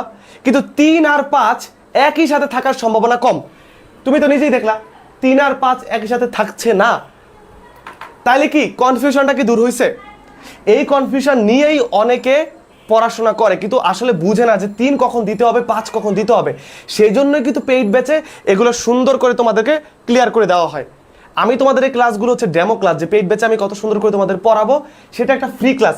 এই ফ্রি ক্লাসগুলো তোমাদের বিরক্ত লাগতে পারে, এখানে এসে বলে শেয়ার করো, মেনশন করো, ডান করো, এরে আনো, ওরে আনো, এত ডিসকাউন্ট, বিরক্ত লাগে না? বিরক্ত লাগে, আমারও লাগে, কিন্তু তোমাদের যদি আহ্বান করি তোমরা পেইড ব্যাচে আসো, পেইড ব্যাচে ক্লাসে শেয়ার করো, মেনশন করো, বলার কোনো দরকার হয় না। ডান করো, এই করো, সেই করো, নাচো, গাও, ঘুমাও, দরকার নাই। সেখানে শুধু ক্লাস হয়, এক্সাম হয়, মডেল টেস্ট হয়, এবং যা বুঝো না বারবার বুঝাই দেওয়া হয়, এবং এই টেকনিক দিয়ে, শর্টকাট টেকনিক দিয়ে দূর করে দেওয়া হয়, তোমাদের ম্যাপ দেখানো হয়। সো পেইড ব্যাচে যারা আছে ওরা জানে। তোমরা একটু কমেন্ট করে জানাও যে পেইড ব্যাচে ক্লাসগুলো কিরকম থাকে। আমি তোমাদের কাছে অত্যন্ত দুঃখিত যে এখানে আমাদের বলতে হয়, যেহেতু এগুলো ফ্রি ক্লাস, না বললে তো তোমরা আগ্রহী হবে না বা ফ্রেন্ডদেরকে এখানে সংযুক্ত করবা না, অত্যন্ত দুঃখিত। বাট বুঝতে হবে যে পেইড ব্যাচে আরও স্পেশাল প্রিমিয়াম, আরও ক্রিমি ক্লাস হয়, ঠিক আছে? তাহলে এই ব্যাপারটা কি ক্লিয়ার, কনফিউশন? এরপরে সুন্দরবনের বিস্তৃতি সবচেয়ে বেশি হচ্ছে বাগেরহাট জেলায়, এইটা মাথায় রাখতে হবে। সুন্দরবন কোন জেলায় সবচেয়ে বেশি আছে? এটা হচ্ছে বাগেরহাট জেলায়। সুন্দরবন কোন জেলায় সব থেকে বেশি? বাগেরহাট। আর সবচেয়ে কম হচ্ছে খুলনায়। সবচেয়ে বেশি বাগেরহাটে, সবচেয়ে কম খুলনায়। সবচেয়ে বেশি বাগেরহাটে, সবচেয়ে কম খুলনায়। সবচেয়ে বেশি বাগেরহাটে, সবচেয়ে কম হচ্ছে খুলনায়। এইটাও পরীক্ষায় আসে। সবাই অ্যাড হয়ে যেতে পারো, ভাই ভালো করে পড়ায়। আলহামদুলিল্লাহ পেইড ব্যাচে 1200 স্টুডেন্ট হয়ে যাবে, 1200 স্টুডেন্টস হয়ে যাচ্ছে এই শেখার মিছিলে, যাদের স্বপ্ন বিশ্ববিদ্যালয়। তাহলে যদি ভালো না পড়াতাম বা চেষ্টা করতাম, আমি অনেক কম খারাপ পড়াই আমি জানি, ওনারা অনেক ভালো পড়ায়, কিন্তু এত স্টুডেন্ট আল্লাহ দিলে হতো না। একজন আরেকজনকে মেনশন দিয়ে কোর্সে অ্যাড করিয়েছে, কারণ আমি ওই সার্ভিসটা দেওয়ার চেষ্টা করি। তাহলে তুমি অ্যাড হয়ে যাও, যারা অ্যাড হবে। আর্থিক সমস্যা, আমার সাথে হোয়াটসঅ্যাপে যোগাযোগ করলে আমি বিশাল ডিসকাউন্ট দিব। আমার সাথে বলবো, আমি কখনো কোনো কারো আর্থিক সমস্যা নিয়ে হাসাহাসি করি না, কারণ আমি ওই পরিবার থেকে উঠে আসছি, স্টিল ওই পরিবারে আমরা। তাহলে আমি বুঝি যে আর্থিক সমস্যা খুবই স্বাভাবিক একটা ব্যাপার। সো আমাকে জানাবা, একাধিক ফ্রেন্ড অ্যাড হলে কোর্সে বিশাল ডিসকাউন্ট পাবা। হ্যাঁ, আগামীকাল একজন সিনিয়র একজন জুনিয়র অ্যাড হচ্ছে, ওর ভাতিজি অ্যাড হচ্ছে, ও অ্যাড হচ্ছে, ও হচ্ছে তোমার ওর কাকা হয়, আর কাকার ভাতিজি দুইজন মিলে অ্যাড হচ্ছে একটা ডিসকাউন্টে। সো একসাথে যদি অ্যাড হও একাধিক, তোমরা কিন্তু বিশাল ডিসকাউন্ট পাবা। আর আমি আবারও দুঃখিত যে পেইড ব্যাচে সেগুলো হাবিজাবি কথা বলতে হয়, আমারও এগুলো ভালো লাগে না। আমি তাই পড়াইতে, আমি একজন শিক্ষক, পড়ানোতেই আমার মজা, শিক্ষার্থীদের আনন্দ দেওয়াটাই আমার মজা। কিন্তু ওই যে কি বলবো, তাই আমি যখন লাইভে আসবো তোমরা দ্রুত একটু শেয়ার আর মেনশন আর রিয়েক্টটা দিয়ে দিও দ্রুত, যাতে বারবার এগুলো বলতে না হয়। আর পেইড ব্যাচে অ্যাড হয়ে গেলে তোমার আর এই প্যারাগুলো নিতে হবে না, ঠিক আছে? ওকে, পেইড ব্যাচে নিয়ে অনেকে অনেক কথা সুন্দর করে বলেছো, বিশেষ করে এখানে শিবলি সাদিক আসো, প্রাপ্তি আসো, ইকরা আসো, তোমাদের সবার নামগুলো আমার মুখস্থ ক্লাসে দেখতে দেখতে দেখতে। নাজিফা তাসনিম সারা আসো, আর তারপর এখানে মেহেরবান শারমিন আসো, আয়েশা আসো, সাদিকা আসো, নাসরিন আসো, আকাশ বিশ্বাস আসো, ওরা আমার পেইড ব্যাচের স্টুডেন্ট। ওকে, এরপরে সুন্দরবন কি শেষ? না, সুন্দরবন নিয়ে আরো অনেক কিছু আছে। এই স্লাইডের বাইরে সুন্দরবন থেকে কোনো প্রশ্ন আসবে না ইনশাল্লাহ। এই স্লাইডের বাইরে সুন্দরবন 62% হচ্ছে বাংলাদেশের মধ্যে পড়েছে। তাহলে ভারতে কত শতাংশ পড়েছে একটু কমেন্ট করে জানাও দেখি, বিয়োগ করে। বাংলাদেশের জাতীয় বন ও একক বৃহত্তম বনভূমি, পৃথিবীর বৃহত্তম ম্যানগ্রোভ। আমি যাই বলি, যদি প্রশ্ন আসে বাংলাদেশের জাতীয় বন সুন্দরবন, একক বৃহত্তম বনভূমি সুন্দরবন, পৃথিবীর বৃহত্তম ম্যানগ্রোভ বন সুন্দরবন, বাদা বন সুন্দরবন, চিরহরিত বন সুন্দরবন, তুমি কয় নামে সুন্দরবনকে ডাকবা বিভিন্নভাবে পরীক্ষা আসতে পারে, এইখানে এর বাইরে আসবে না ইনশাল্লাহ। আর বিশ্ব ইন্টু দিবস যেমন 14ই ফেব্রুয়ারি, ঠিক তেমনি সুন্দরবন দিবসও কিন্তু 14ই ফেব্রুয়ারি। আমরা এইটা পালন করব, আমরা এটা পালন না করে বিশ্ব ইন্টু দিবস পালন করি, এটা মাথায় রাখবা, এটা ইম্পর্টেন্ট। এবং অভয়ারণ্য ঘোষণা হয় 1960 সালে। 3টি অভয়ারণ্য হচ্ছে হিরন পয়েন্ট, কাটকা ও আলকিদ্বীপ। এগুলো নিয়ে আলোচনা করা হবে পেইড ব্যাচের বিস্তারিত ক্লাসে। প্রবাহিত নদী আছে সুন্দরবন বনের মধ্য দিয়ে, যে এই নদীটা প্রবাহিত হয়েছে রায়মঙ্গল, এটা বিগত সালে এসেছে। আমি তোমাদের বিগত সালে কোনটা এসেছে ধরিয়ে দিব, যাতে তুমি পরবর্তীতে এটা ইম্পর্টেন্স দিয়ে পড়তে পারো। তাহলে এই রায়মঙ্গল নদী সুন্দরবন দিয়ে প্রবাহিত বলেশ্বর, বিপসা। বিশ্বের প্রাকৃতিক সপ্তাচার্য অবস্থান হচ্ছে 14তম সুন্দরবনের অবস্থান। সুন্দরবন কয়েকটা point, Hiron point, Jafar point, tiger point সুন্দরবনের মধ্যে ইম্পর্টেন্ট। সুন্দরবনের গোলপাতা সংগ্রহকারীদের বাওয়ালি বলা হয়, ইম্পর্টেন্ট। বিশ্ব ঐতিহ্য ঘোষণা 6 ডিসেম্বর 97, খুবই খুবই খুবই খুবই ইম্পর্টেন্ট এটা। এই যে ইউনেস্কো কর্তৃক যে আমাদের স্বীকৃতি পেয়েছে এটা। আর এখানে আরও রামসার সাইট, রামসার সাইট হচ্ছে 92, এটা হচ্ছে ঐতিহ্য এলাকা, দুটো আলাদা করে পড়বা।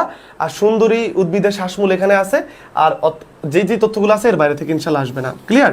আর সুন্দরবনের যে মার্ক, যে বাঘ আছে, বাঘ, সে বাঘ গণনায় কোন পদ্ধতি ব্যবহার করা হয়? সুন্দরবনে বাঘ কিভাবে গণে, যে কয়টা বাঘ আছে, বাঘের সামনে কে গোনে একটা বাঘ, দুইটা বাঘ, এই তুই দাঁড়া, আমার কামড় দিস না, তোর গুইনা নিয়ে আগে, এভাবে কি গুনে? নাকি বলো সুন্দরবনের বাঘ গোনার পদ্ধতি নাম কি, দেখি কে বলতে পারো। তোমাদের সকল বেসিক তথ্যগুলো আমি ক্লিয়ার করবো ইনশাল্লাহ। বলো সুন্দরবনের বাঘ গোনার পদ্ধতির নাম কি? সুন্দরবনের বাঘ গোনার পদ্ধতির নাম কি দেখি বলো তো।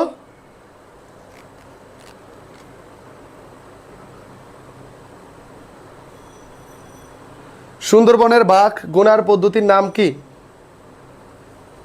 সুন্দরবনের বাঘ গোনার পদ্ধতির নাম কি দেখে কেউ বলতে পারো? কিভাবে সুন্দরবনের বাঘ গুনে?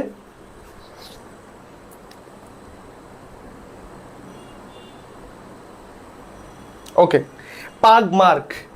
পাগমার্ক কি? আমি যখনই কোনো জিকে পড়তাম, আমি সেটা যখন না বুঝতাম আমি গুগলে সার্চ দিতাম। গুগলে অনেক কিছু সঠিক তথ্য পাওয়া যায় না, গুগলে পাওয়া গেলে আর এইসব ক্লাসের দরকার ছিল কি? তখন আমি কোনো সিনিয়রদের জিজ্ঞেস করতাম। পাগমার্ক বলতে পায়ের যে ছাপ আছে না, ওই পায়ের ছাপ টাপ ইত্যাদি জিনিস বোঝায়। কিন্তু আমরা অনেকেই জানি না সুন্দরবনের যে বাঘ সেটা গণনার নতুন এক পদ্ধতিও রয়েছে, সেটা হচ্ছে ক্যামেরা ট্র্যাকিং পদ্ধতি। ক্যামেরা ট্র্যাকিং, ক্যামেরার মাধ্যমে সেটাকে গণনা করা হয়। এইটাও আসতে পারে অপশানে, তুমি পাগমার্ক সে আগে এটা পড়ে আসছো, কিন্তু ক্যামেরা ট্র্যাকিংও যে নতুন পদ্ধতি এটা আমরা জানি না। সো এটা আমরা অ্যাড করে নেব ইনশাল্লাহ। আমাদের পরবর্তী 7 নম্বর প্রশ্ন, মহান মুক্তিযুদ্ধের সময় ঢাকা শহর কোন সেক্টরের অন্তর্ভুক্ত ছিল? আমার এই সেক্টর নিয়ে একটা ভিডিও আছে, ফেসবুক, ইউটিউব এবং বিভিন্ন প্ল্যাটফর্ম মিলিয়ে প্রায় 2-3 মিলিয়নের মতো ভিউ হয়েছে। কেন হয়েছে? সবার একটাই কথা ছিল যে নাবিল ভাই আপনি যেভাবে এই সেক্টরটা টেকনিকে বুঝাই দিয়েছেন, একটা ছোট্ট বিষয় ধরাই দিয়েছেন, ওই ছোট্ট বিষয়টার কারণে সেক্টর পড়তে আর কখনো ভুলি না আমরা। তাহলে কোন সে টেকনিক? সব কিছু থেকে আমি টেকনিক দেই।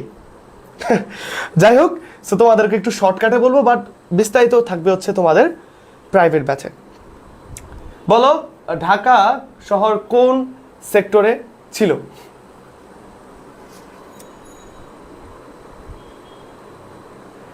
ওকে ওকে ওকে, ঢাকা শহর কোন সেক্টরে ছিল? এটা 45তম বিসিএসে আসা একটা অন্যতম প্রশ্ন। ক্লিয়ার? সো এইভাবে কিন্তু আমাদের পড়তে হবে। বিসিএস এর প্রশ্ন কিন্তু দেখো মুক্তিযুদ্ধ থেকে কয়টা আসলো, খেয়াল করে দেখছো কয়টা মুক্তিযুদ্ধ বা তার সময়টা থেকে আসছে। ওকে, এখন এখানে দুইটা উত্তর আসবে, আমি কমেন্ট না দেখেই বলতে পারি। একটা হচ্ছে 2 নং সেক্টর আর একটা হচ্ছে 3 নং সেক্টর। ভাই আমি স্পষ্ট করে বলে দিই, ঢাকা একটা বিভাগ, ঢাকা একটা জেলা, ঢাকা বিভাগের মধ্যে আরো কয়েকটা জেলা আছে। ক্লিয়ার? ঢাকা নিজে একটা বিভাগ, আবার ঢাকার মধ্যে অনেকগুলো জেলা আছে, আর ঢাকা নিজে একটা শহর, একটা জেলা। ভাই ঢাকার যে মেইন মেইন মেইন শহরটা ছিল, জেলার যে বিশেষ বড় অংশটা ছিল, ওইটা ছিল 2 নম্বর সেক্টরে। তাহলে এখানে শহর উল্লেখ করছে, যদি শহর উল্লেখ করে থাকে তাহলে ঢাকা 2 নম্বর সেক্টরে ছিল। কিন্তু ঢাকার কিছু অংশ আবার 3 নম্বর সেক্টরেও ছিল। এখানে প্রশ্নটা যদি এরকম ঢাকা কোন কোন সেক্টরে ছিল, তাহলে 2 আর 3 দিবা। ঢাকা শহর কোন সেক্টরে ছিল, 2 নাম্বার দিবা। ঢাকার কিছু অংশ কোন সেক্টরে ছিল, তখন 3 নাম্বার দিবা, 2 নাম্বার যদি অপশনে না থাকে। All clear? ওকে, যদি ক্লিয়ার না হয় সমস্যা নেই, আমাদের কাছে আছে সুন্দর একটা ম্যাপ। কোন সেক্টর কোন জায়গায় ছিল, কোনটাতে কোন কোন জেলা পড়ছে, সুন্দর মতো এই ম্যাপে দেওয়া আছে, সুন্দর মতো এই ম্যাপে দেওয়া আছে। তারপর আমরা এটাকে সুন্দর করে প্র্যাকটিস করব। ভাই প্র্যাকটিস করার জন্য একটা টেকনিকই যথেষ্ট। তোমাকে একটা জিনিস আমি আঁকতে দিই, সেটা কি আঁকবা?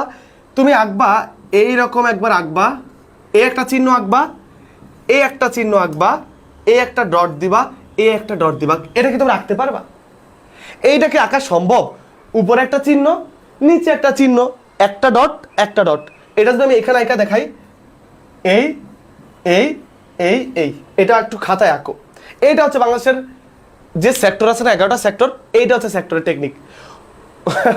সো যাই হোক, সেক্টরটা যে একটা সুন্দর করে বিন্যস্ত করে সাজানো আছে, এই জিনিসটা আমাদের অনেকের চোখে পড়ে নাই। যেমন 1 নাম্বার সেক্টর এখানে, 2 নাম্বার, 3 নাম্বার, 4 নাম্বার, 5 নাম্বার এইভাবে উঠছে। পরে 6, 7, 8, 9, 10, 11। ওরে ভাই ইজি। তাহলে আমি যদি বললাম 1 নাম্বার এখানে, 2 নাম্বার এখানে, 3 নাম্বার, 4 নাম্বার, 5 নাম্বার, 6, 7, 8, 9, 10, 11, এইটা যদি ধরতে পারি, এখানে কোন জেলা আছে আমি বলতে পারবো না যদি 1 নাম্বার সেক্টরে কোন জেলা থাকে। রাঙামাটি, খাগড়াছড়ি, বান্দরবান, চট্টগ্রাম এবং নোয়াখালীর কিছু অংশ।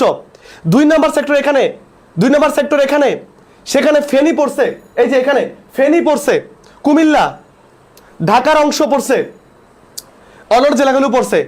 তারপর একটু উপরে উঠবো, 3 নম্বরে এখানে যে জেলাগুলো আছে আমি বলতে পারবো। 4 নম্বর সিলেটের পূর্বাঞ্চল, মৌলভীবাজার। 5 নম্বর সিলেটের পশ্চিমাঞ্চল। 6 নম্বর আবার এখানে চলে যাবো যেভাবে এখন এখানে 5-এর পর এখানে ঠাকুর, আমি তোমার এখানে বলি, তোমার পঞ্চগড় আছে, এখানে দিনাজপুর আছে, ঠাকুরগাঁও আছে, নীলফামারী আছে, তারপর আছে তোমার এদিকে লালমনিরহাট আছে, এইদিকে তোমার কি বলবো রংপুর আছে। এগুলো আমরা জানি এখানে আছে, এই জেলাগুলো এখানে। 6 নম্বর বললে আমরা মাথায়, এখানে কোন কোন জেলা আছে আমরা মাথায় এসে পড়বে।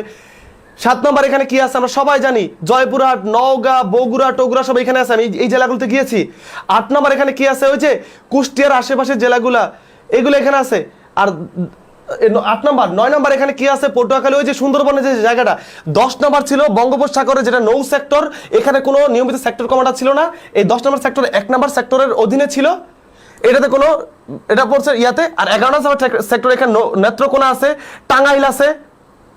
তাইলে আমি যদি এইভাবে একবার রাখি, এভাবে একবার রাখি, গোল দেই 1 2 3 4 5 6 7 8 9 10 11, ডান, সেক্টর ডান।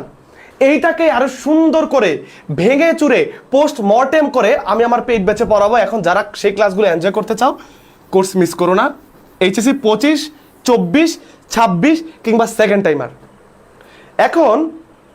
এখন তোমার আমি নিজে প্রশ্ন করি, আমারে বলো তো,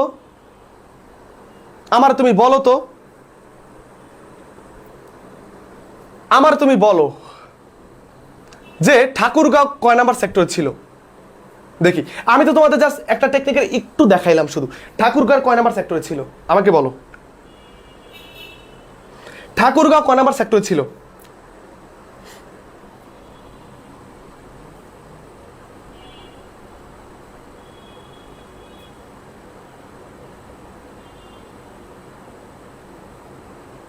বলো। 6 নাম্বার।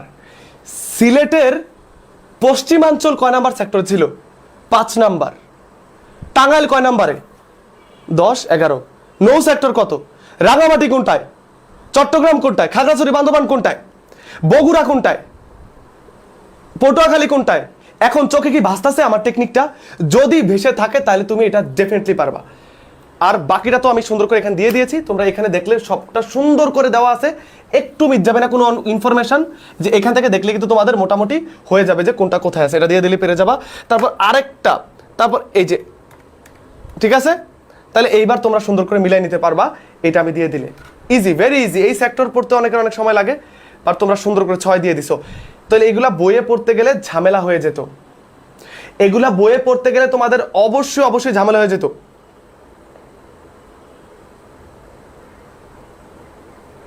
ওকে ওকে, আচ্ছা। একজন বলতেছে চুয়াডাঙ্গা কয় নাম্বার সেক্টরে ছিল? চুয়াডাঙ্গা তো এই সাইডে, তো এই 8 নাম্বার সেক্টরে পড়ার কথা। এই যে চুয়াডাঙ্গা 8 নাম্বার সেক্টরে ছিল। সো চুয়াডাঙ্গা 8 নাম্বার সেক্টরে ছিল। এগুলা কিন্তু তোমাদের বগুড়ায় আছি। কে কোন নাম্বার সেক্টরে আছে মাথায় রাখবা। এখানে সেক্টর নিয়ে ক্লাসটা প্রায় আধ ঘন্টা থেকে 40 মিনিটের মতো ব্যাখ্যা করলে এটার মধ্যে একটা ফিনিশ দিয়ে চলে যাবো, তোমাদের এটা দ্বিতীয়বার পড়তে হবে না ইনশাল্লাহ পেট বেঁচে। আচ্ছা, আমাদের 8 নাম্বার প্রশ্ন, জয় বাংলাকে জাতীয় স্লোগান হিসেবে মন্ত্রিসভায় কত তারিখে অনুমোদন করা হয়? 45 বিসিএসে আসছে। জয় বাংলাকে জাতীয় স্লোগান হিসেবে মন্ত্রিসভায় কত তারিখে অনুমোদন করা হয়?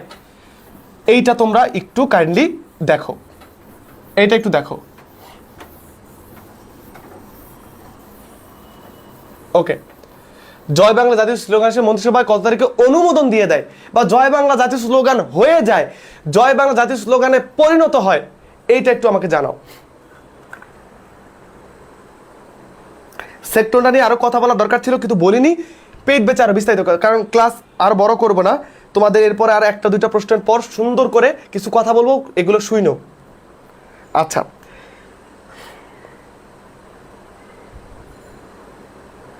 একজন লিখছে কত টাকা ভাইয়া কোর্সের দাম হয়তো জানতে চেয়েছো। তুমি আমার সাথে হোয়াটসঅ্যাপে যোগাযোগ করবা, আমার হোয়াটসঅ্যাপ নাম্বার একটু পরে দিচ্ছি, একটু পরে বলতেছি কত টাকা, একটু পরে, একটু ধৈর্য ধরে থাকো, পুরো কোর্সের ডিটেলসটা পড়বা। আচ্ছা, একটা বিষয় খেয়াল করো,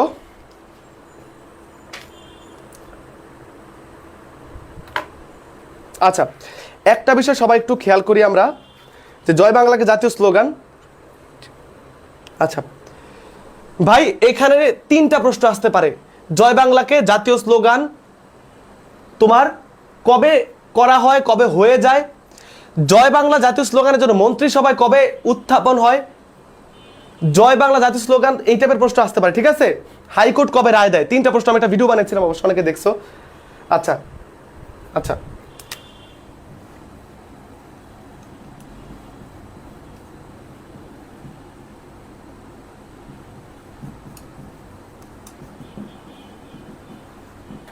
ওকে, এইবার তোমরা লিখো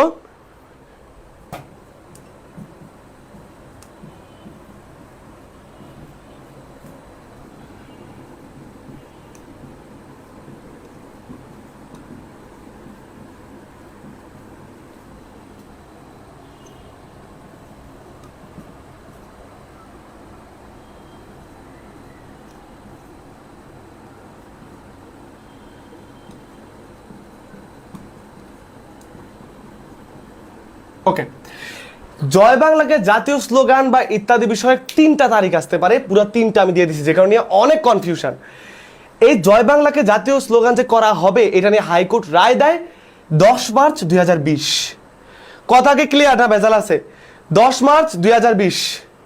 এরপর 20 ফেব্রুয়ারি 2022 এই জয় বাংলা জাতীয় স্লোগানের জন্য মন্ত্রিসভায় এই কথাটা উত্থাপিত হয়, আর মন্ত্রিসভা থেকে পাস হয় 2 মার্চ 2022, আর ওই দিনই জয় বাংলা জাতীয় স্লোগান হয়। এই 3টা তারিখ যার জানা আছে, এখানে যতই কনফিউশন সে উত্তর করতে পারবে। হাইকোর্টের রায় কবে, কবে মন্ত্রিপরিষদে উত্থাপন করা হয়, কবে জাতীয় স্লোগান হয়ে যায়, মন্ত্রিসভায় কবে অনুমোদন হয়ে যায়, সেটাও কিন্তু 2 মার্চ 2022। এই 3টা যাদের জানা থাকবে তাদের আর কোনো প্যারা নাই, চিল। এই 3টাকে আমাদের সুন্দর করে জানতে হবে। 10 মার্চ 20 হাইকোর্ট রায়, 20 ফেব্রুয়ারি 22 মন্ত্রিসভায় উত্থাপন, 2 মার্চ 2022 জাতীয় স্লোগান হয়ে যায় এবং মন্ত্রিসভা কর্তৃক অনুমোদন পেয়ে যায়, তাই তো জাতীয় স্লোগান হতে পারে, রাইট? সো এগুলো নিয়ে কনফিউশন হতে পারে বিভিন্ন পরীক্ষায়, তোমাদের পরীক্ষা প্রশ্ন আসলে, তাই আমি সুন্দর করে 3টা তারিখে তোমাদেরকে দিয়ে দিলাম। যারা ক উত্তর করেছো, তোমাদের উত্তরগুলি very correct, very correct, very correct. Okay, very correct.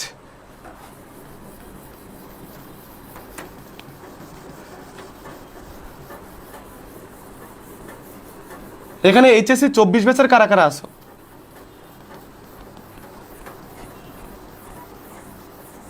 বলো।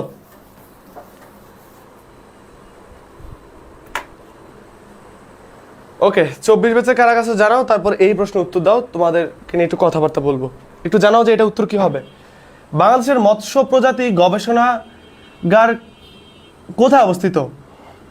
মৎস্য প্রজাতি গবেষণাগার কোথায়?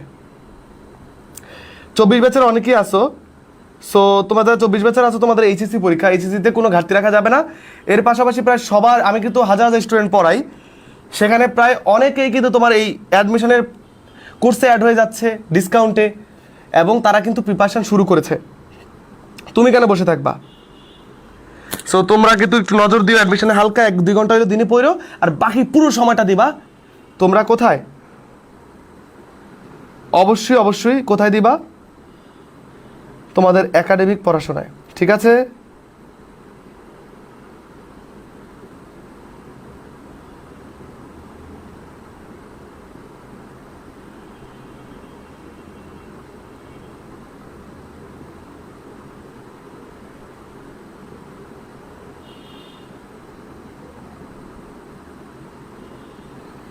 আচ্ছা, এখন কেউ দিতেছো চাঁদপুর, কেউ ফরিদপুর, কেউ দিচ্ছ চাঁদপুর, বেশি দিচ্ছ, কিন্তু আসলে এটা হবে ময়মনসিংহ। এইটা হবে ময়মনসিংহ। এটা কি হবে? ময়মনসিংহ। খেয়াল করো, এই বিষয়টা নিয়ে অনেকের কনফিউশন, তা আমি সুন্দর করে তোমাদেরকে এই কনফিউশনটা দূর করে দিচ্ছি এই স্লাইডে। চাঁদপুর না, ময়মনসিংহ। বাংলাদেশের মৎস্য গবেষণা ইনস্টিটিউট BFRI এর প্রধান কার্যালয় ময়মনসিংহের বাংলাদেশের কৃষি বিশ্ববিদ্যালয় যেটা রয়েছে সেই ক্যাম্পাস সংলগ্ন বা এর পাশে। বাংলাদেশের মৎস্য গবেষণা ইনস্টিটিউটের গবেষণা কেন্দ্র হচ্ছে মোট 5টি, যেমন স্বাদু পানির গবেষণা কেন্দ্র হচ্ছে ময়মনসিংহে, যেটার উল্লেখ করেছে। আবার নদী কেন্দ্র হচ্ছে চাঁদপুরে, আবার লোনা পানি কেন্দ্র হচ্ছে পাইকগাছা খুলনায়, সামুদ্রিক মৎস্য এবং প্রযুক্তি কেন্দ্র হচ্ছে কক্সবাজার, আর চিংড়ি গবেষণা কেন্দ্র হচ্ছে বাগেরহাট।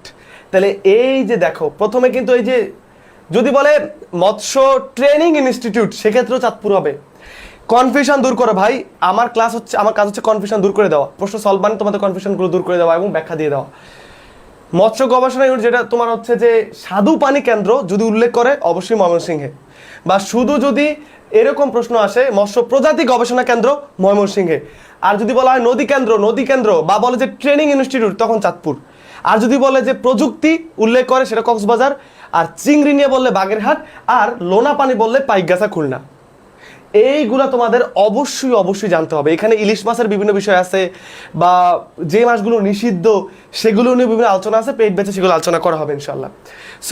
সো তোমরা কিন্তু এই 5টা বিষয় খুবই মাথায় রাখবা। আমি তোমাদের কনফিউশনটা যেটা দূর করে দিলাম, কনফিউশন নিয়ে পরীক্ষা হলে যাবা, কমন পড়বে কিন্তু ভুল উত্তর দিয়ে আসবা ইনশাল্লাহ, ঠিক আছে?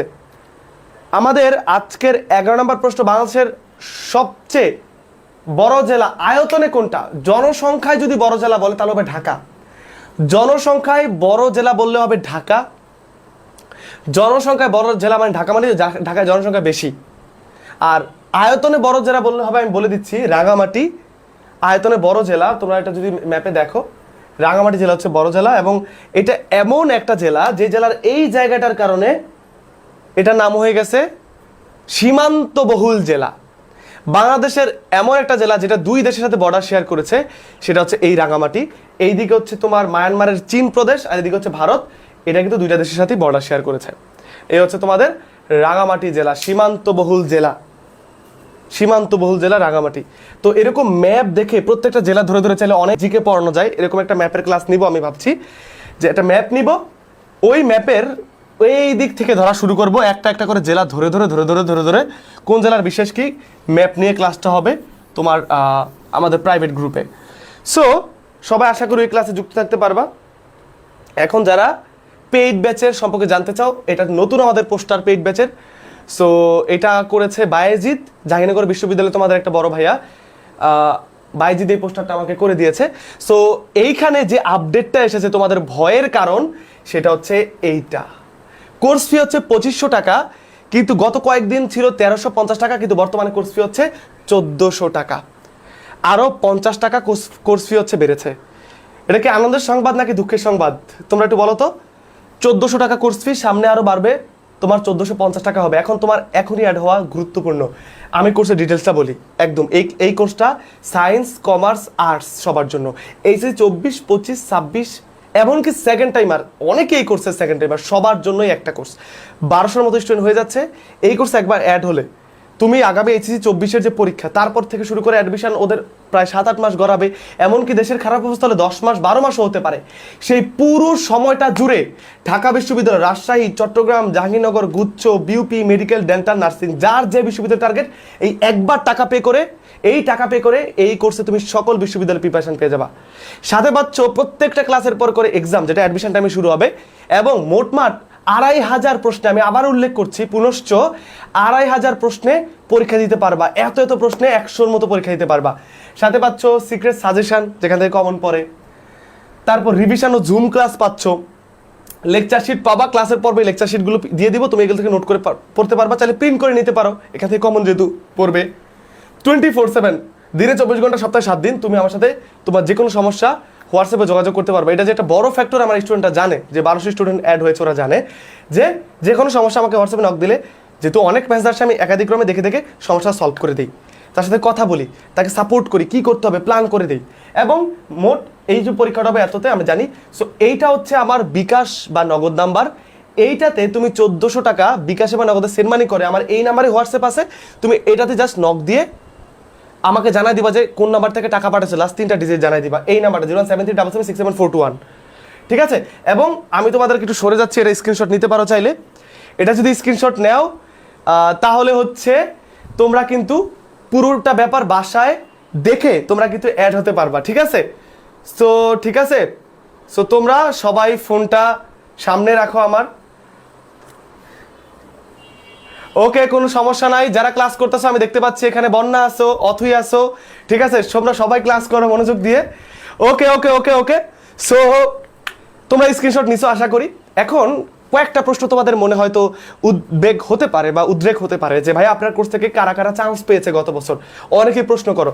তো সেক্ষেত্রে আমি চাইলেই সবারগুলো পোস্টার বানাতে পারবো না। আমি যে কয়জনের পোস্টার বানিয়েছি দেখতে পাচ্ছ, ঢাকা বিশ্ববিদ্যালয় সব বিভিন্ন বিশ্ববিদ্যালয়ে 35তম 69তম থেকে শুরু করে ওরা প্রচুর ব্রিলিয়ান্ট এবং প্রচুর মেধাবী স্টুডেন্ট, এক একজন একাধিক বিশ্ববিদ্যালয়ে চান্স পেয়েছে ওদের নিজেদের মেধা, ইনশাল্লাহ আলহামদুলিল্লাহ প্রচুর মেধাবী প্রচুর মেধাবী। এখন আমি ওদের ফেসবুকে ফলো করি আর কি, যাই হোক। সো আমার স্টুডেন্টদেরকে এখন আমি ফলো করি, আমি রিয়েক্ট দেই, আমি কমেন্ট করি, ভালো লাগে ওদের অ্যাক্টিভিটিসগুলো দেখতে। ওরা সামনে অনেক ভালো কিছু করবে। তারপর দেখতে পাচ্ছ যে ওরা আছে চট্টগ্রাম বিশ্ববিদ্যালয়, রাজশাহীতে আছে, চট্টগ্রাম আছে, রাজশাহীতে ওরা আছে দেখতে পাচ্ছ। তো তোমরাও এই জায়গাগুলোতে যাবে, তোমরাও ইনশাল্লাহ কয়েকটা দিন পরে এসি 24 ব্যাচ তোমাদের সামনে পরীক্ষা, 25 ব্যাচ কিন্তু দেখো এখন সেকেন্ড ইয়ারে। তোমরা এখন থেকে যদি অল্প অল্প করে প্রিপারেশন নাও, যে কোনো বিশ্ববিদ্যালয়ে ভালো করবা। আমার সাথে অ্যাডমিশন 26 ব্যাচ নতুন কলেজে উঠেছে, আমার এই কোর্সে 26 ব্যাচের অনেকেই আছে এই কোর্সে। তোমরা যদি কলেজে শুরু থেকেই প্রিপারেশন নাও, তোমাদের ইনশাল্লাহ যে কোনো বিশ্ববিদ্যালয়ে ভালো পজিশন সহ তুমি চান্স পাবা। আরও আছে দেখতে পাচ্ছ, ওরা আরও আছে, আরও আছে, ওরা আরও আছে। সো ওরা কিন্তু বিভিন্ন বিশ্ববিদ্যালয়কে জয় করতে পেরেছে এবং বেশ ভালো ব্রিলিয়ান্ট পোলাপানগুলো এগুলো। এবং এইখানে তুমি স্ক্যান করে দেখতে পাবা আমার কোর্স থেকে কত কমন পড়েছে, আমি লিখে দিয়েছি কোন বিশ্ববিদ্যালয়ে কটা করে কমন। এবং আমার পেজে গেলে ফিচার্ড অপশানে গেলেও তুমি দেখতে পাবা, আমি এগুলো বারবার বলতে ভালো লাগে না, কটা কমন পড়েছে। তুমি আমার হোয়াটসঅ্যাপে নক দাও, আমি তোমাকে ডিরেক্টলি বলে দিই।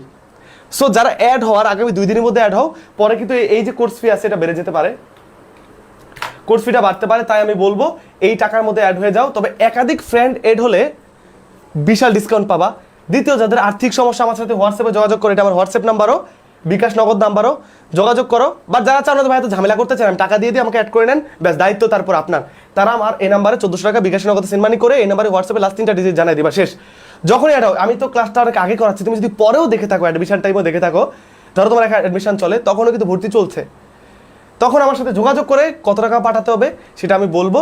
তবে এই যে ক্লাসগুলো এখন হয়ে যাচ্ছে, তোমাকে এগুলো আমরা পাইবা না, সকল ক্লাস আবার লাইভ হবে, আবার রিভিশন হবে, এক্সামগুলো থাকে যতবার খুশি দেওয়া যায়, যতবার খুশি এক্সাম দেওয়া যায়। সো আর কথা বলবো না, অনেক কথা বলেছি। যারা অ্যাড হওয়ার আমার সাথে হোয়াটসঅ্যাপে এখনই যোগাযোগ করো।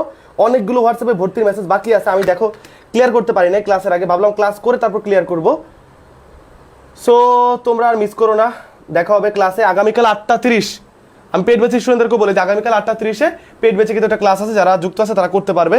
সংবিধানের ক্লাস নাম্বার 4 খুবই ক্লাস হবে সুন্দর করে, আর একটা পরীক্ষাও হতে পারে ইনশাল্লাহ পেড ব্যাচের মধ্যে। তো তোমরা যারা আছো মিস করো না, এটা স্ক্রিনশট নাও। আর বন্ধুদের কাছে তুমি এই ক্লাসটা তোমার আইডিতে শেয়ার করে রেখে দাও, এটা রিয়েক্ট দিয়ে রেখে দাও, বন্ধুদেরকে মেনশন দাও যে বন্ধু আমি অ্যাড হতে চাই, তুই কি অ্যাড হতে পারবি কিনা, হলে আমাদের একটা ডিসকাউন্ট পাবো, ওই ডিসকাউন্টের যেটা ফ্রি পাবো টাকা, ওইটা দিয়ে আমরা বই টই কিনলাম। সো একাধিক ফ্রেন্ড অ্যাড হওয়াটা কিন্তু যৌক্তিক, আমার জন্য ভালো, স্টুডেন্ট একজন বেশি পেলাম, আর তোমাদের জন্য ভালো যে তোমরা একটু কম টাকায় অ্যাড হতে পারলে। তোমাদের যা কিছু জানার আছে পড়াশোনা নিয়ে বা প্রিপারেশন নিয়ে, যে কোনো বিশ্ববিদ্যালয় নিয়ে, আমার এই নাম্বারে হোয়াটসঅ্যাপে যোগাযোগ করলেই হবে, ঠিক আছে? চাইলে স্ক্রিনশট রাখতে পারো। আর কথা বাড়াবো না, দেখা হবে পরবর্তী ক্লাসে। সেই ক্লাসের রুটিস আমার এই পেজে দিয়ে দিব। আমার পেজের নাম কি? আমার পেজের নাম, যারা ইউটিউব থেকে দেখছো, আমি তোমাদেরকে বলি, তোমাদের জ্ঞাতার্থে বলি, GKYOUTOO, এই GKU2 এটা লিখে ফেসবুকে সার্চ দিয়ে ফলো দিয়ে দাও, বন্ধুদেরকে ইনভাইট দিয়ে দাও। এইটা আমার ফেসবুক পেজ, যেখানে লাইভ ক্লাসগুলো হয়, লাইভ ক্লাসের নোটিশগুলো দেওয়া হয়, কোর্সের বিভিন্ন বিষয় দেওয়া হয়, সবার আগে এখানে পাবা।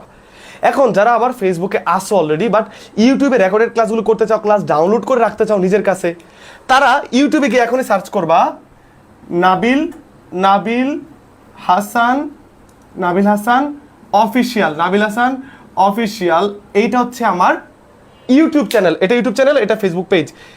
এইটা থেকে তুমি এখনই সাবস্ক্রাইব করে দাও, তুমি এখানে গেলে সকল ক্লাস রেকর্ডেড পাবা। এখনই সাবস্ক্রাইব করে নোটিফিকেশন অন করে দাও, ব্যাস ডান, অ্যাডমিশন টাইমে আরও ক্লাস পাবা। সো এতটুকুই। কালকে ক্লাস কারা কারা করবা, আর এখনও যারা ক্লাসটা ভালো লাগছে একটা রিয়েক্ট দিয়ে দিও, একটা শেয়ার করে দিও, আইডিতে রেখে দিও, ঠিক আছে? আর যে কোনো পরামর্শে আমার সাথে হোয়াটসঅ্যাপে যোগাযোগ করবা। আজকে কথা বলবো না, ক্লাসটা কিন্তু প্রায় অনেকটা হয়ে গেছে। সো আশা করি বিসিএসের প্রশ্ন তোমাদের দেখে হয়তো কঠিন লেগেছে বা কারো কারোর কাছে সহজ লেগেছে, বাট কঠিন সহজ যাই লাগুক, যারা কোর্সে অ্যাড হবা তোমাদেরকে সহজ লাগবে ইনশাল্লাহ।